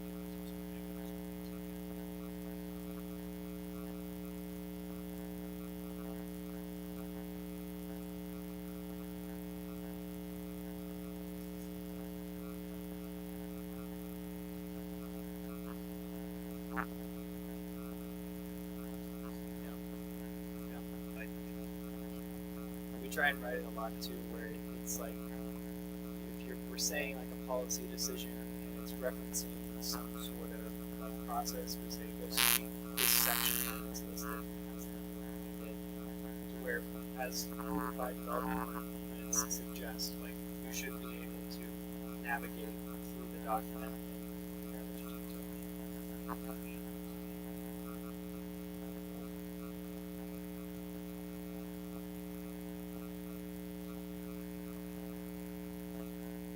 I will admit that's going to be a bit more difficult in like the level of that type of document, because traditionally we just paste the PDF, look through the PDF, and I'd have to ask our coworker on how we create it online, and if that becomes like the thing.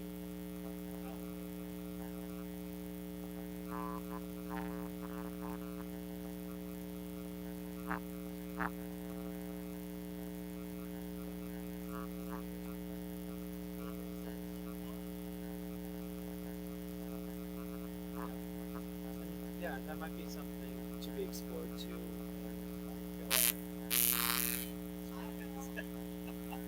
But whenever the ordinance is submitted for approval, whenever it's approved, or whenever it's approved, like that could, it's going to be an additional process that's likely going to happen from the city of creating that online resource.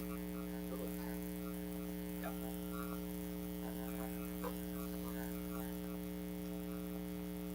Any more questions on this?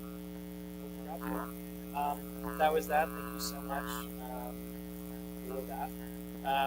What I'm hearing is we're going to go back on review. We're going to take some research for that. We're going to make sure that the short-term rental fits within laws, and we're not going to completely step on the foot. Give you guys a couple options and really figure out what are the touch points. And for the special use conversation, that is the base we're going to work from, and build the code from that perspective. If you hear from community members, if you yourself as a policymaker wake up one day and like, oh, there's actually one person in particular, please let us know and have that conversation. Very much. All right. You guys good? Oh, yeah. All right, great. Thank you for being involved with this. Nice. If you do come by my house at midnight to egg it, can I borrow a few eggs per hour? All right, next item is consider and take appropriate action on adopting an ordinance amending the FY24 annual budget. And for this, we can have Leroy.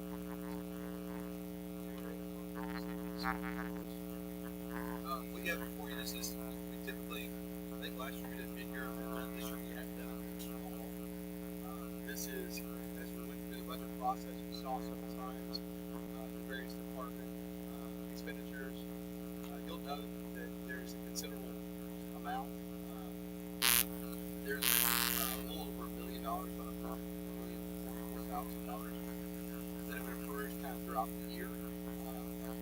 big part of that, big part of that is the community center project, $450,000 of that spending we didn't get to fund. We'll actually we have $464,000 into an account. USDA required us to take that money and put it in a separate account. And then in addition to that are some of the other related expenditures in community center that we already incurred.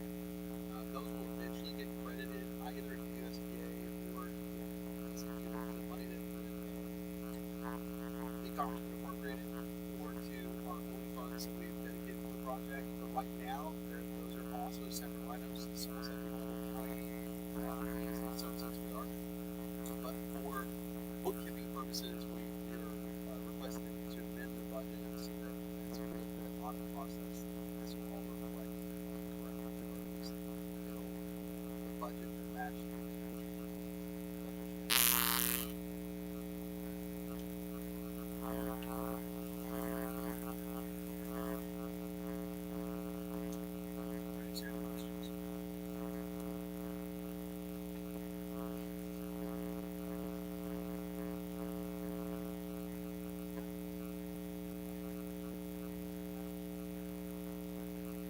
So the technology issues that we have, meaning communication issues, that is not easy for you. That's maybe not easy.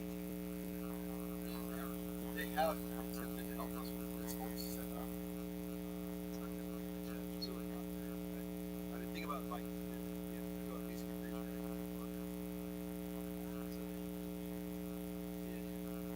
That is the specialization that they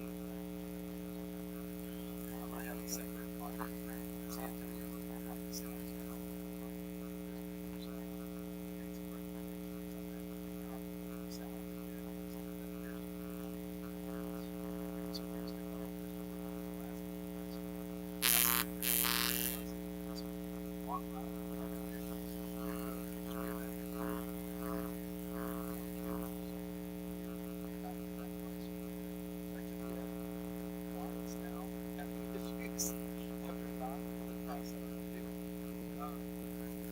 I think on the whole, BC is a asset.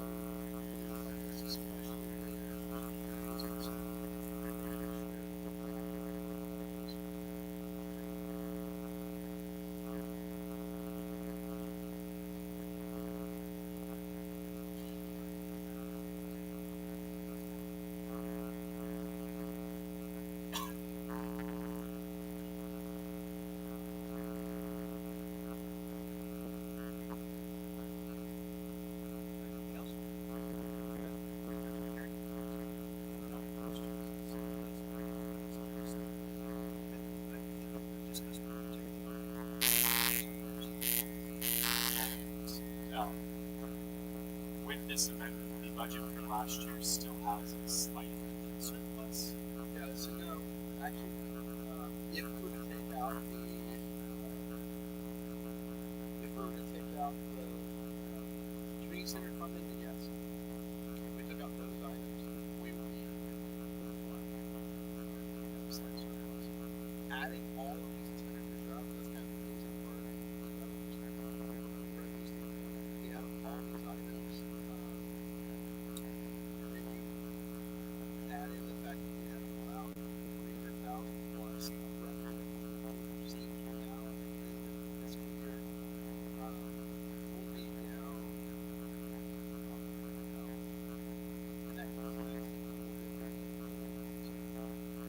it all shakes out next year after the audit. We'll see if the funds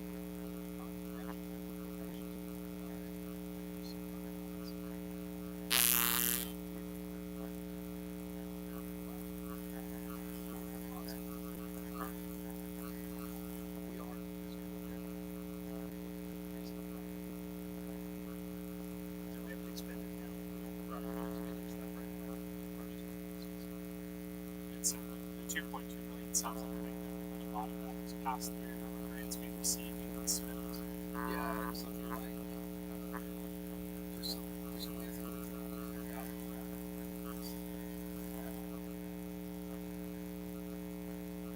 Thank you. no questions you have.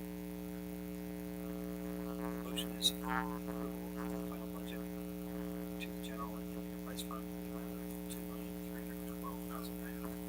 $2,312,950 to increase line item budget items as demonstrated in Exhibit A. So, second. I'll second. Further discussion? All in favor? Aye. All opposed? Motion passes. So, next item, consider and take appropriate action on recommending changes to the 2024 through 2026 Medina Valley Youth Baseball Association contract. Thanks for sticking around. Good evening, council. So in your packets there were two recommendations. One was to continue the term of the contract for Medina Valley Youth Baseball Association for the 3 years, 24 to 26, and then also the cost of the water expenses over to the Medina Valley Youth Baseball Association. I have reached out to the Medina Valley Youth Baseball Association on 2 accounts to try to get their feedback on this. I haven't been successful, but I'm just trying to put this in front of y'all to see what council's thoughts and ideas are on these 2 recommendations. If you'd like to proceed, and then continue reaching out to the Medina Valley Baseball Association in October. Can you expand a little bit? So the 3 years, we had talked before about not doing long-term leases just because we don't know the future of the fields. Correct. And then on the water portion, can you provide more detail on that? So currently the city pays for utilities, the water utilities there. I think on average we're about $700 on average monthly. $769. There you go. So we have an average fee of $769 for the water that we're paying them. They currently pay electricity, so it's just the water utilities that we're trying to get them to pay for, so that we don't get any fees or anything from other expenses.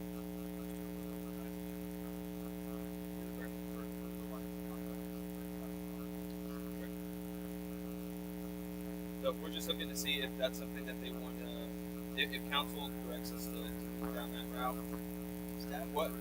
Staff is recommending that we first take that action and pursue that. It would be something new. The baseball association won't like it, but when we look at all of our youth sports, we talk a lot about the needs. We talk about the issues we're having in soccer fields right now. We're getting with reuse, water, working on that irrigation system. It's back to the lyrics. More water, free, and big grass. That's what we're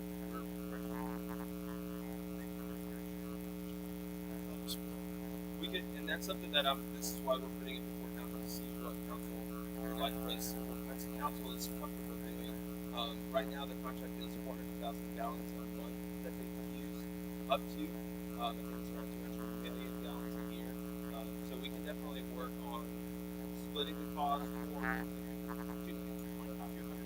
yeah, 200 million gallons. Sorry, 2 million. So we're just trying to figure out a good either a meeting point or if council says no, let's have them try to pay for the water bill.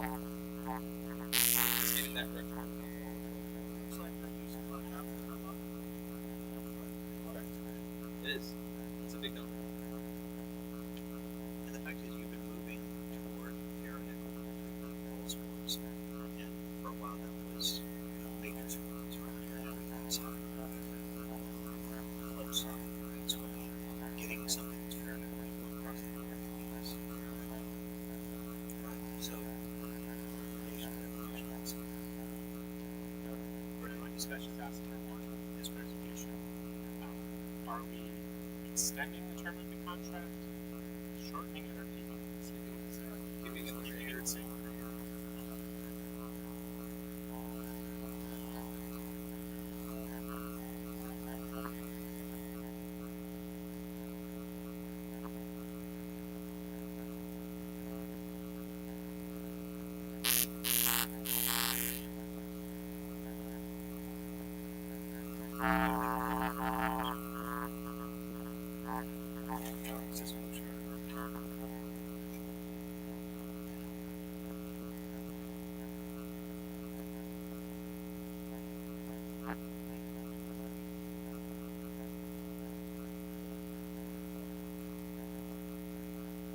Second. That was a motion, correct? Okay, great. So, Awesome. great. Further discussion? All in favor? All opposed? Motion passes. Thank you. Thanks, John. Next item is consider and take appropriate action on approving a professional services agreement with Texas Regulatory Consultants. For this we have John Gomez. And an amazing screen up I don't have any information. Thank you, Mayor and Council.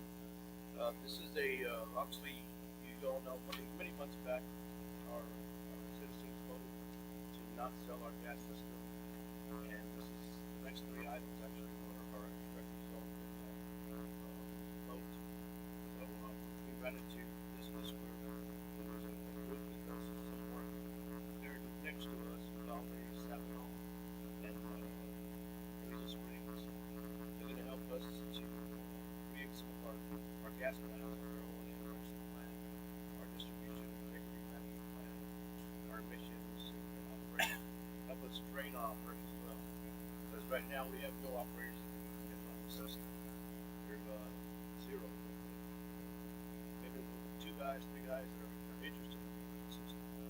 So we'd like to see if this group, they mentioned they can help us work out the computer. When they go out and do some work for us, let us know what they're doing and what is that. They're the ones that are going to watch what they're doing and eventually we'll have it. They'll end up doing the work. There's also some training we'll have to do. That's why we mentioned here to take it from 6 months to up to 2 years, depending on the progress of each of them at their own pace. And the ones that the big people that I mentioned are some of them have the staff. Those things where they're out to go back. There's other programs that do this work too. Right now we don't have any equipment to maintain the system. So to purchase it as we move along throughout the year or the next 2 years. So that's another thing that I want to mention, that this is going to be something that another thing that this group will not be doing, will not be negotiating or the breakers. We're going to next I don't know.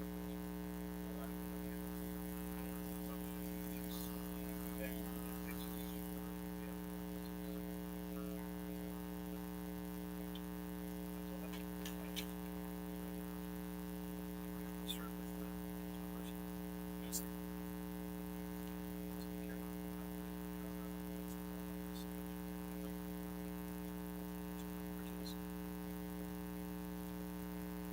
I've already gone through this quite extensively with SARS. This is it's a good stopgap measure. The citizens were clear that they wanted us to continue on it, so I think it's good as we step into this to get some assistance and now to do that correctly and have professional services. So I have a motion.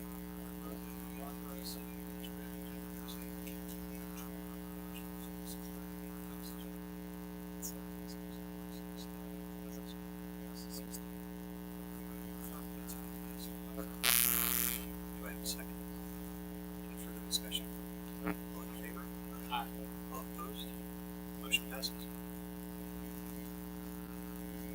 Next item is consider and take appropriate action on approving a professional services contract with, is it Simon or is it Simon Henry, SRP and Associates LLC for our representative operations management services.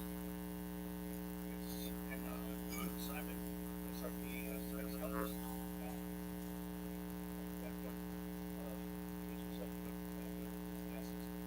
And he's somebody that's helped us throughout this transition with our previous contract. That he's in here on Monday. So we have going to use him as a operator, oversee our, I got one look over our shoulder. Yeah, we got TRC. TRC's made some recommendations. I think that's what John did the other day. Every time the TRC, I feel really good. And then Simon, he's like, I always just believe, thinking, oh crap, we got other things to do. So he's kind of the voice of reason. This is a contract we just bill hourly, and we are anticipating the largest company in the business. It bills by the hour. It's always supposed to be supplies. $15,000 range. But as far as we need that voice of reason, you'll help us more with the compliance. You'll be our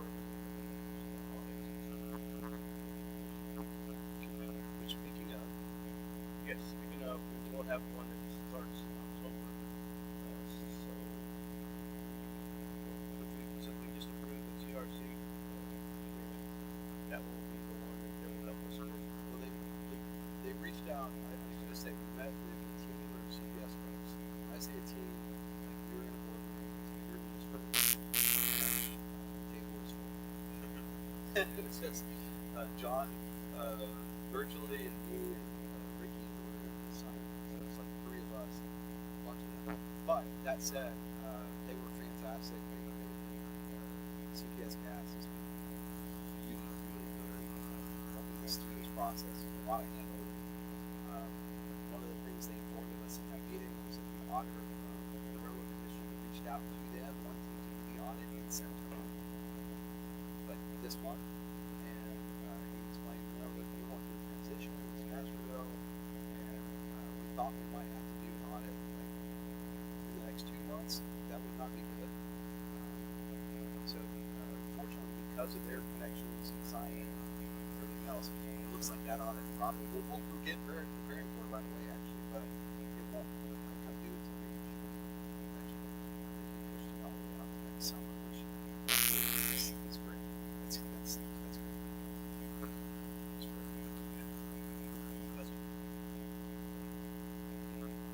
Please.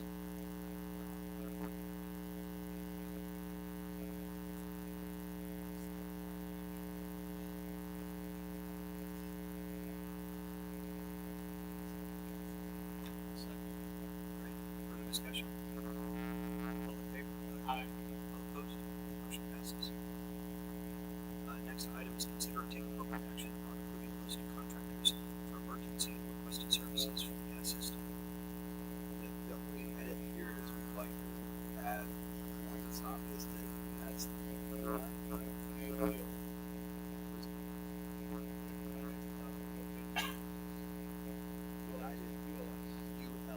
United Rotating Services. So they just need to work with the wet locker list, but they're obviously a line locator service.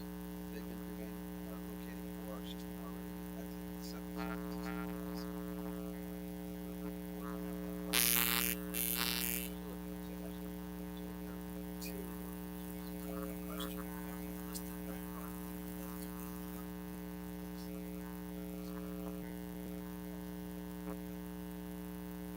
What's the, do you know what the correct name is for that code? Because that's a really bad name. Take it right. It's how's it spelled? Bait. Still not that much, but not that much. Not bait. Bait. Yeah, it's not bad. It's bait.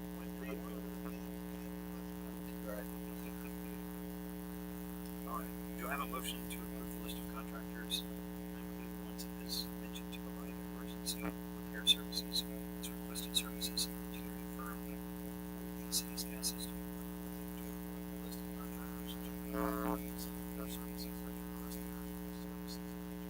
services to the city's gas system. US utility line, utility locating services. Second. Alright, any further discussion? All in favor? Aye. All opposed? Motion passes. Mayor, before John sits down, I cannot overstate the amount of work that Kevin, John, Ricky, Simon have done on this. We're really hoping the gas system itself, selfishly, because that's the easiest solution for staff. We're really hoping we can work something out with a CPS like release on step in, all of it, outsource it. Unfortunately, the price of this wasn't there. A this is not our favorite outcome, frankly, but I just want to thank kudos to John for being here, to your staff for taking this on with minimal complaints. I mean, really, it's been. Yeah, please don't pull out your hair. We'll get through this too. This is what we've done. Our intent for the next step to clarify is these kind of basically prove a lot of these emergency authorizations. The ERC will get contract. It's a 3-year contract. So we feel very good about the pricing we're getting.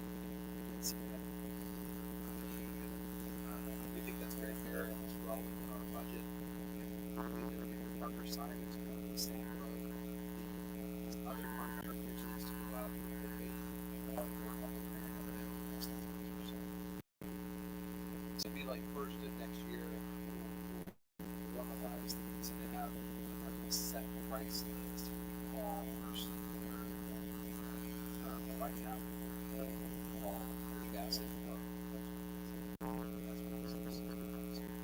Thank you. Thanks, sir. Right. Next item is consider taking appropriate action on approving utility services agreement with Black Creek Development. Are the same terms agreed to pay today. I will just state this. We have a couple of issues. One is the consent plan is an important aspect of this. Developers, bond counsel, familiar with the financing end of these things. It's not a real estate attorney. I reached out to Cynthia for email. She's not here tonight. I heard that she is leaving the firm, but I have not received formal that. You can confirm that for me. Okay. So I didn't know what it was, but I heard that she might be the firm. So that in mind, this item needs to go through review. It has not gone through that review. So it's still extraordinary in that I'm asking for you all to go ahead and approve it, pending the attorney find that the conveyance specifically. The other thing I'll bring your attention is if it's error on the water and sewer systems. Those are I've already paid for the representing that those systems have not been approved by our engineer. That these are reference only, and that they should not keep this approval as approval of the design of water sources. Because that's ongoing, and they know it is. There's back and forth.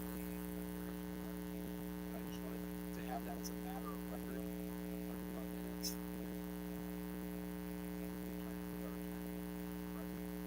So that's the motion you're being asked. Again, the terms, just to clarify, they're donating land.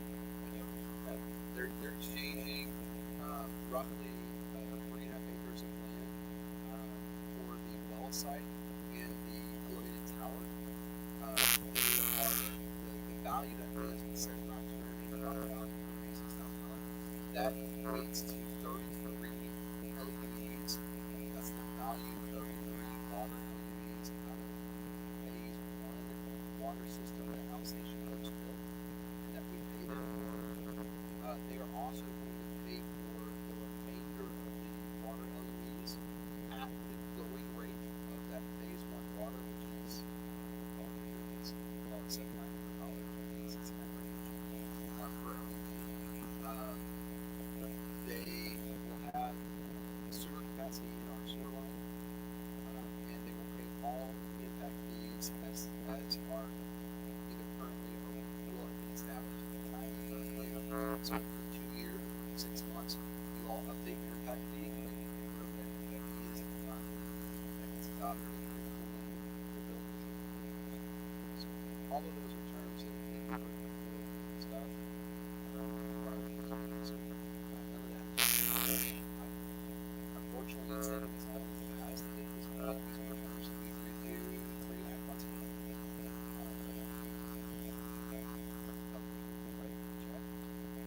I think we've come full circle. I'm very happy with the outcome.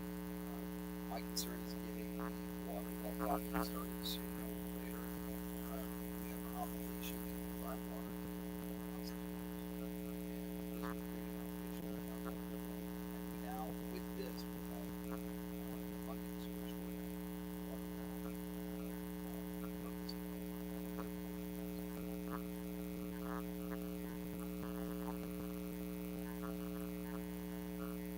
to convince it.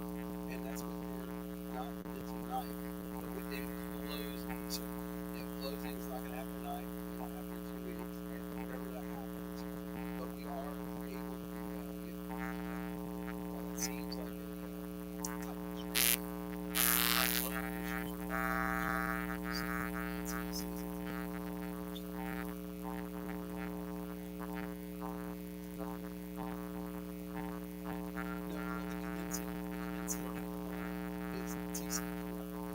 So we file an application and we effectively convince that project.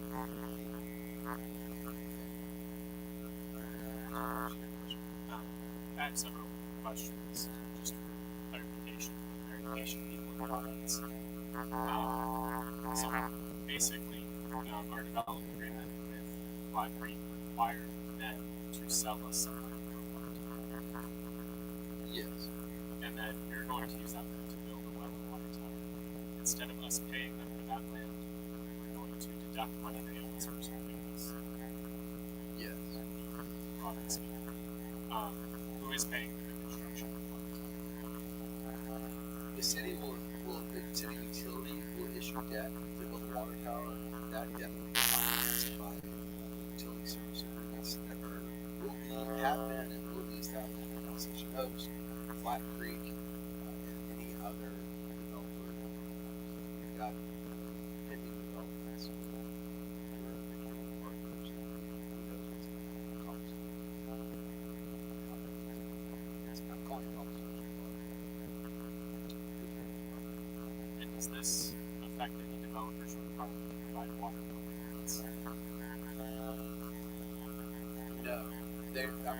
Yes and no. So the agreement, the utility service agreement requires that they deliver water rights. That's already in our ordinance. It doesn't minimize their responsibility for rights. I will say Flat Creek, as far as secure those rights, so unlike Osage Coast, where they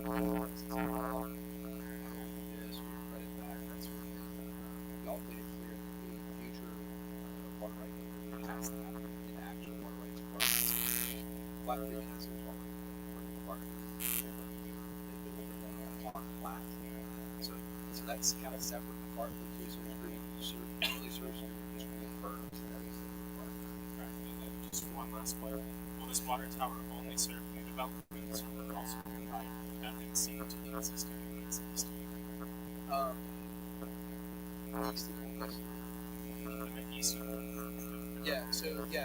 That's a great question. So it'll provide, once constructed, it will provide, and to the extent the mains are interconnected, which they will be, it will provide redundancy there. It will eventually be called, you may recall this in the CIP, one of the items that was identified these papers.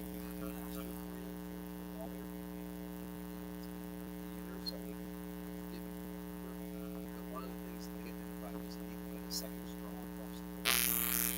That idea is that they would connect this system to that one. And the elevated tank provides us the TCQ coverage we need to provide the elevated elevation we have on aggregated a certain number of these those solar connections. So we meet that requirement, and it will also provide immediate redundancy on the east side, and additional redundancy when the same thing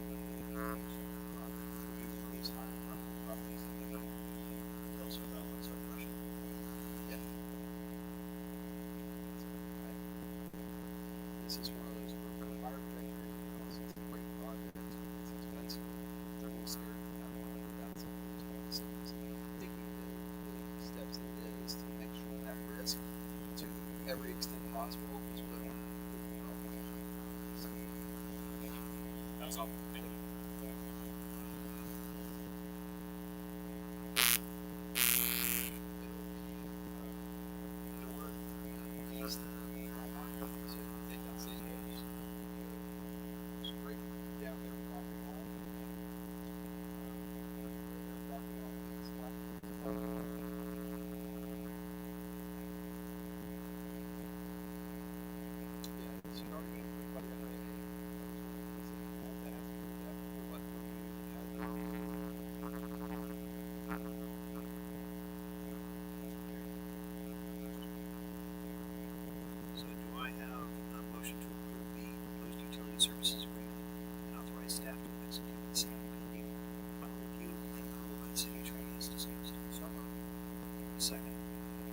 second. Any further discussion?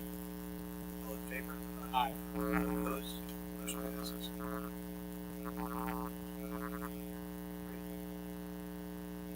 Nice job. Next item, staff reports. Is there anything you want to highlight on yours?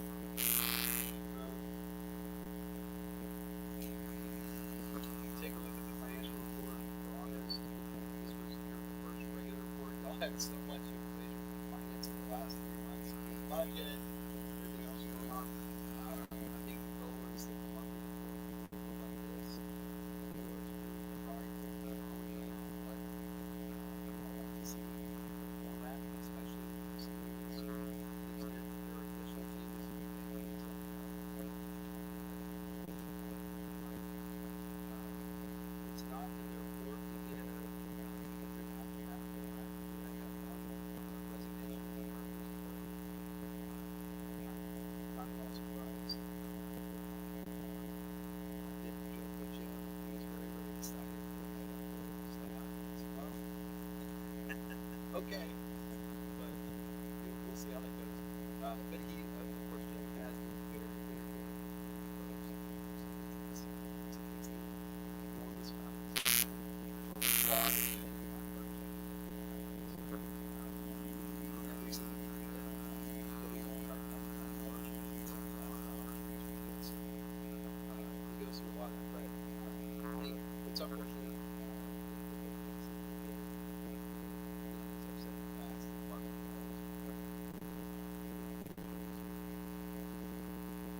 that was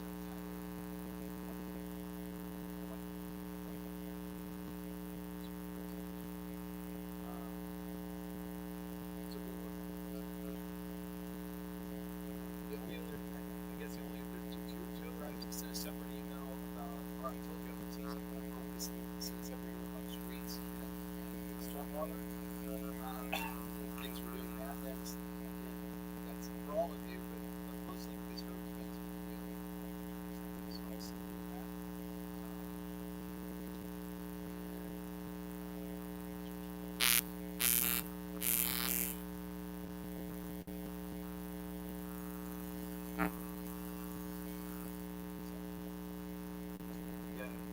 Just yeah, for May, I don't know if it's or not, but we have National Night Out. Not only at the airport, that's what it has been. For that question on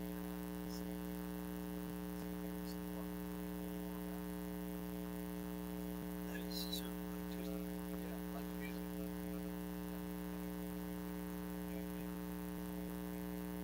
It'll be a great community event. Encourage everyone out there. Haven't been out there in years past. If you're here tonight and you haven't been to National Night Out, If you are here tonight and haven't been to National Night Out, please go. please go.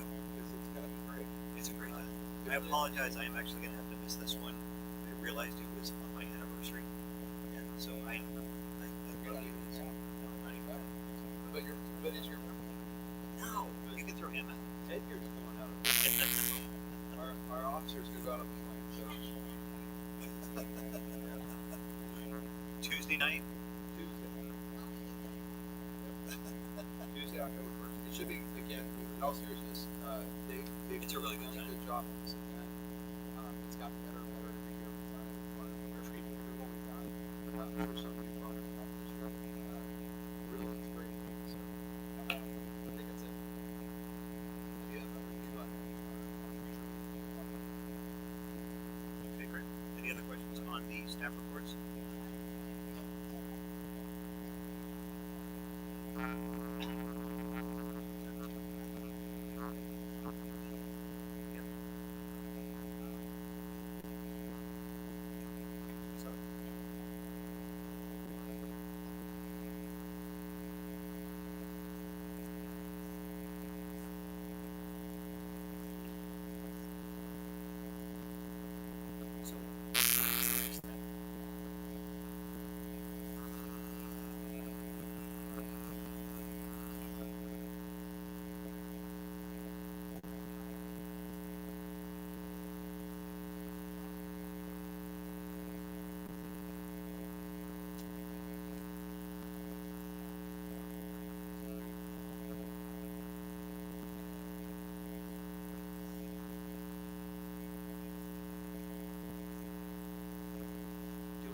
that as yet?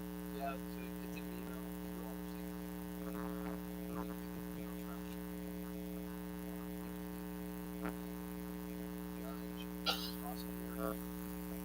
You'll see the status of the programs.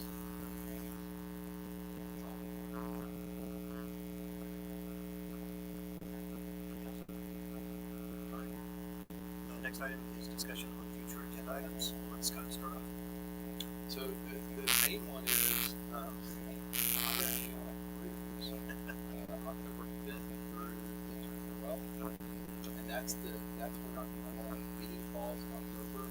We had a light agenda. In fact, everyone really wanted to cancel this meeting. I explained, no, we can't do that for two reasons. One, there's some things we have to approve tonight, and two, I'm going to be on the phone. So obviously, I've already spoken to him. He's willing to have a covered meeting. If you need to have one, but right now you have to write it here. You have a meeting the first one in October, and I want you to be aware that if you cancel the first one in October, you're already more than likely you're going to cancel the second meeting of the purpose that falls on the 26th. And then December, same thing. That's pretty common. I just want, but it's y'all's call on it. So those two meetings, so you'd pay down one meeting a month. The next meeting you also are like, just like tonight. I don't know if those of you do the purple. Yeah. And normally that's our TML week. So there's a whole other reason why a lot of cities will tend to either move or it's on news because they're at TML or we don't have anybody participating in TML this year. You're not going to be out. It's in Houston. TML conference. Yeah. That on that Tuesday or this that. Yeah. So that'll be up to you whether you want to decide that tonight or just send out an email to your council later. Just let us know. I think if anything comes up, we'll spend a lot of time this year.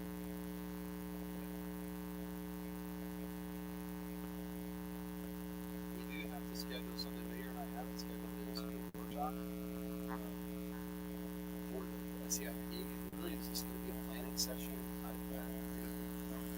Not light on details, but we're going to talk big picture of what you want to look at. We may end up having another workshop drill down into specific projects that we identify, that kind of thing.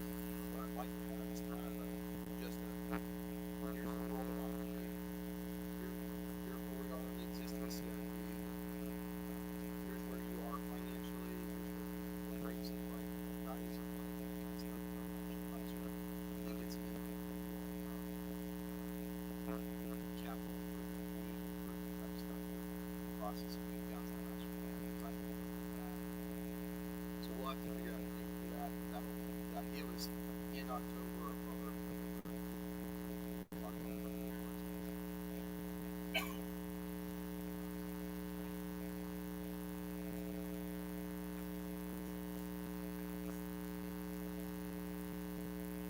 it's almost like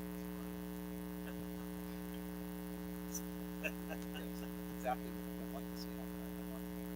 Let's just make sure that we coordinate that and get that up. Because I want to make sure that everybody's cool. Sure. Okay. All right. Is there anything else that we need to cover on the agenda items? All right. With that, we are through our agenda and adjourn at 8:40. I have 5 minutes to participate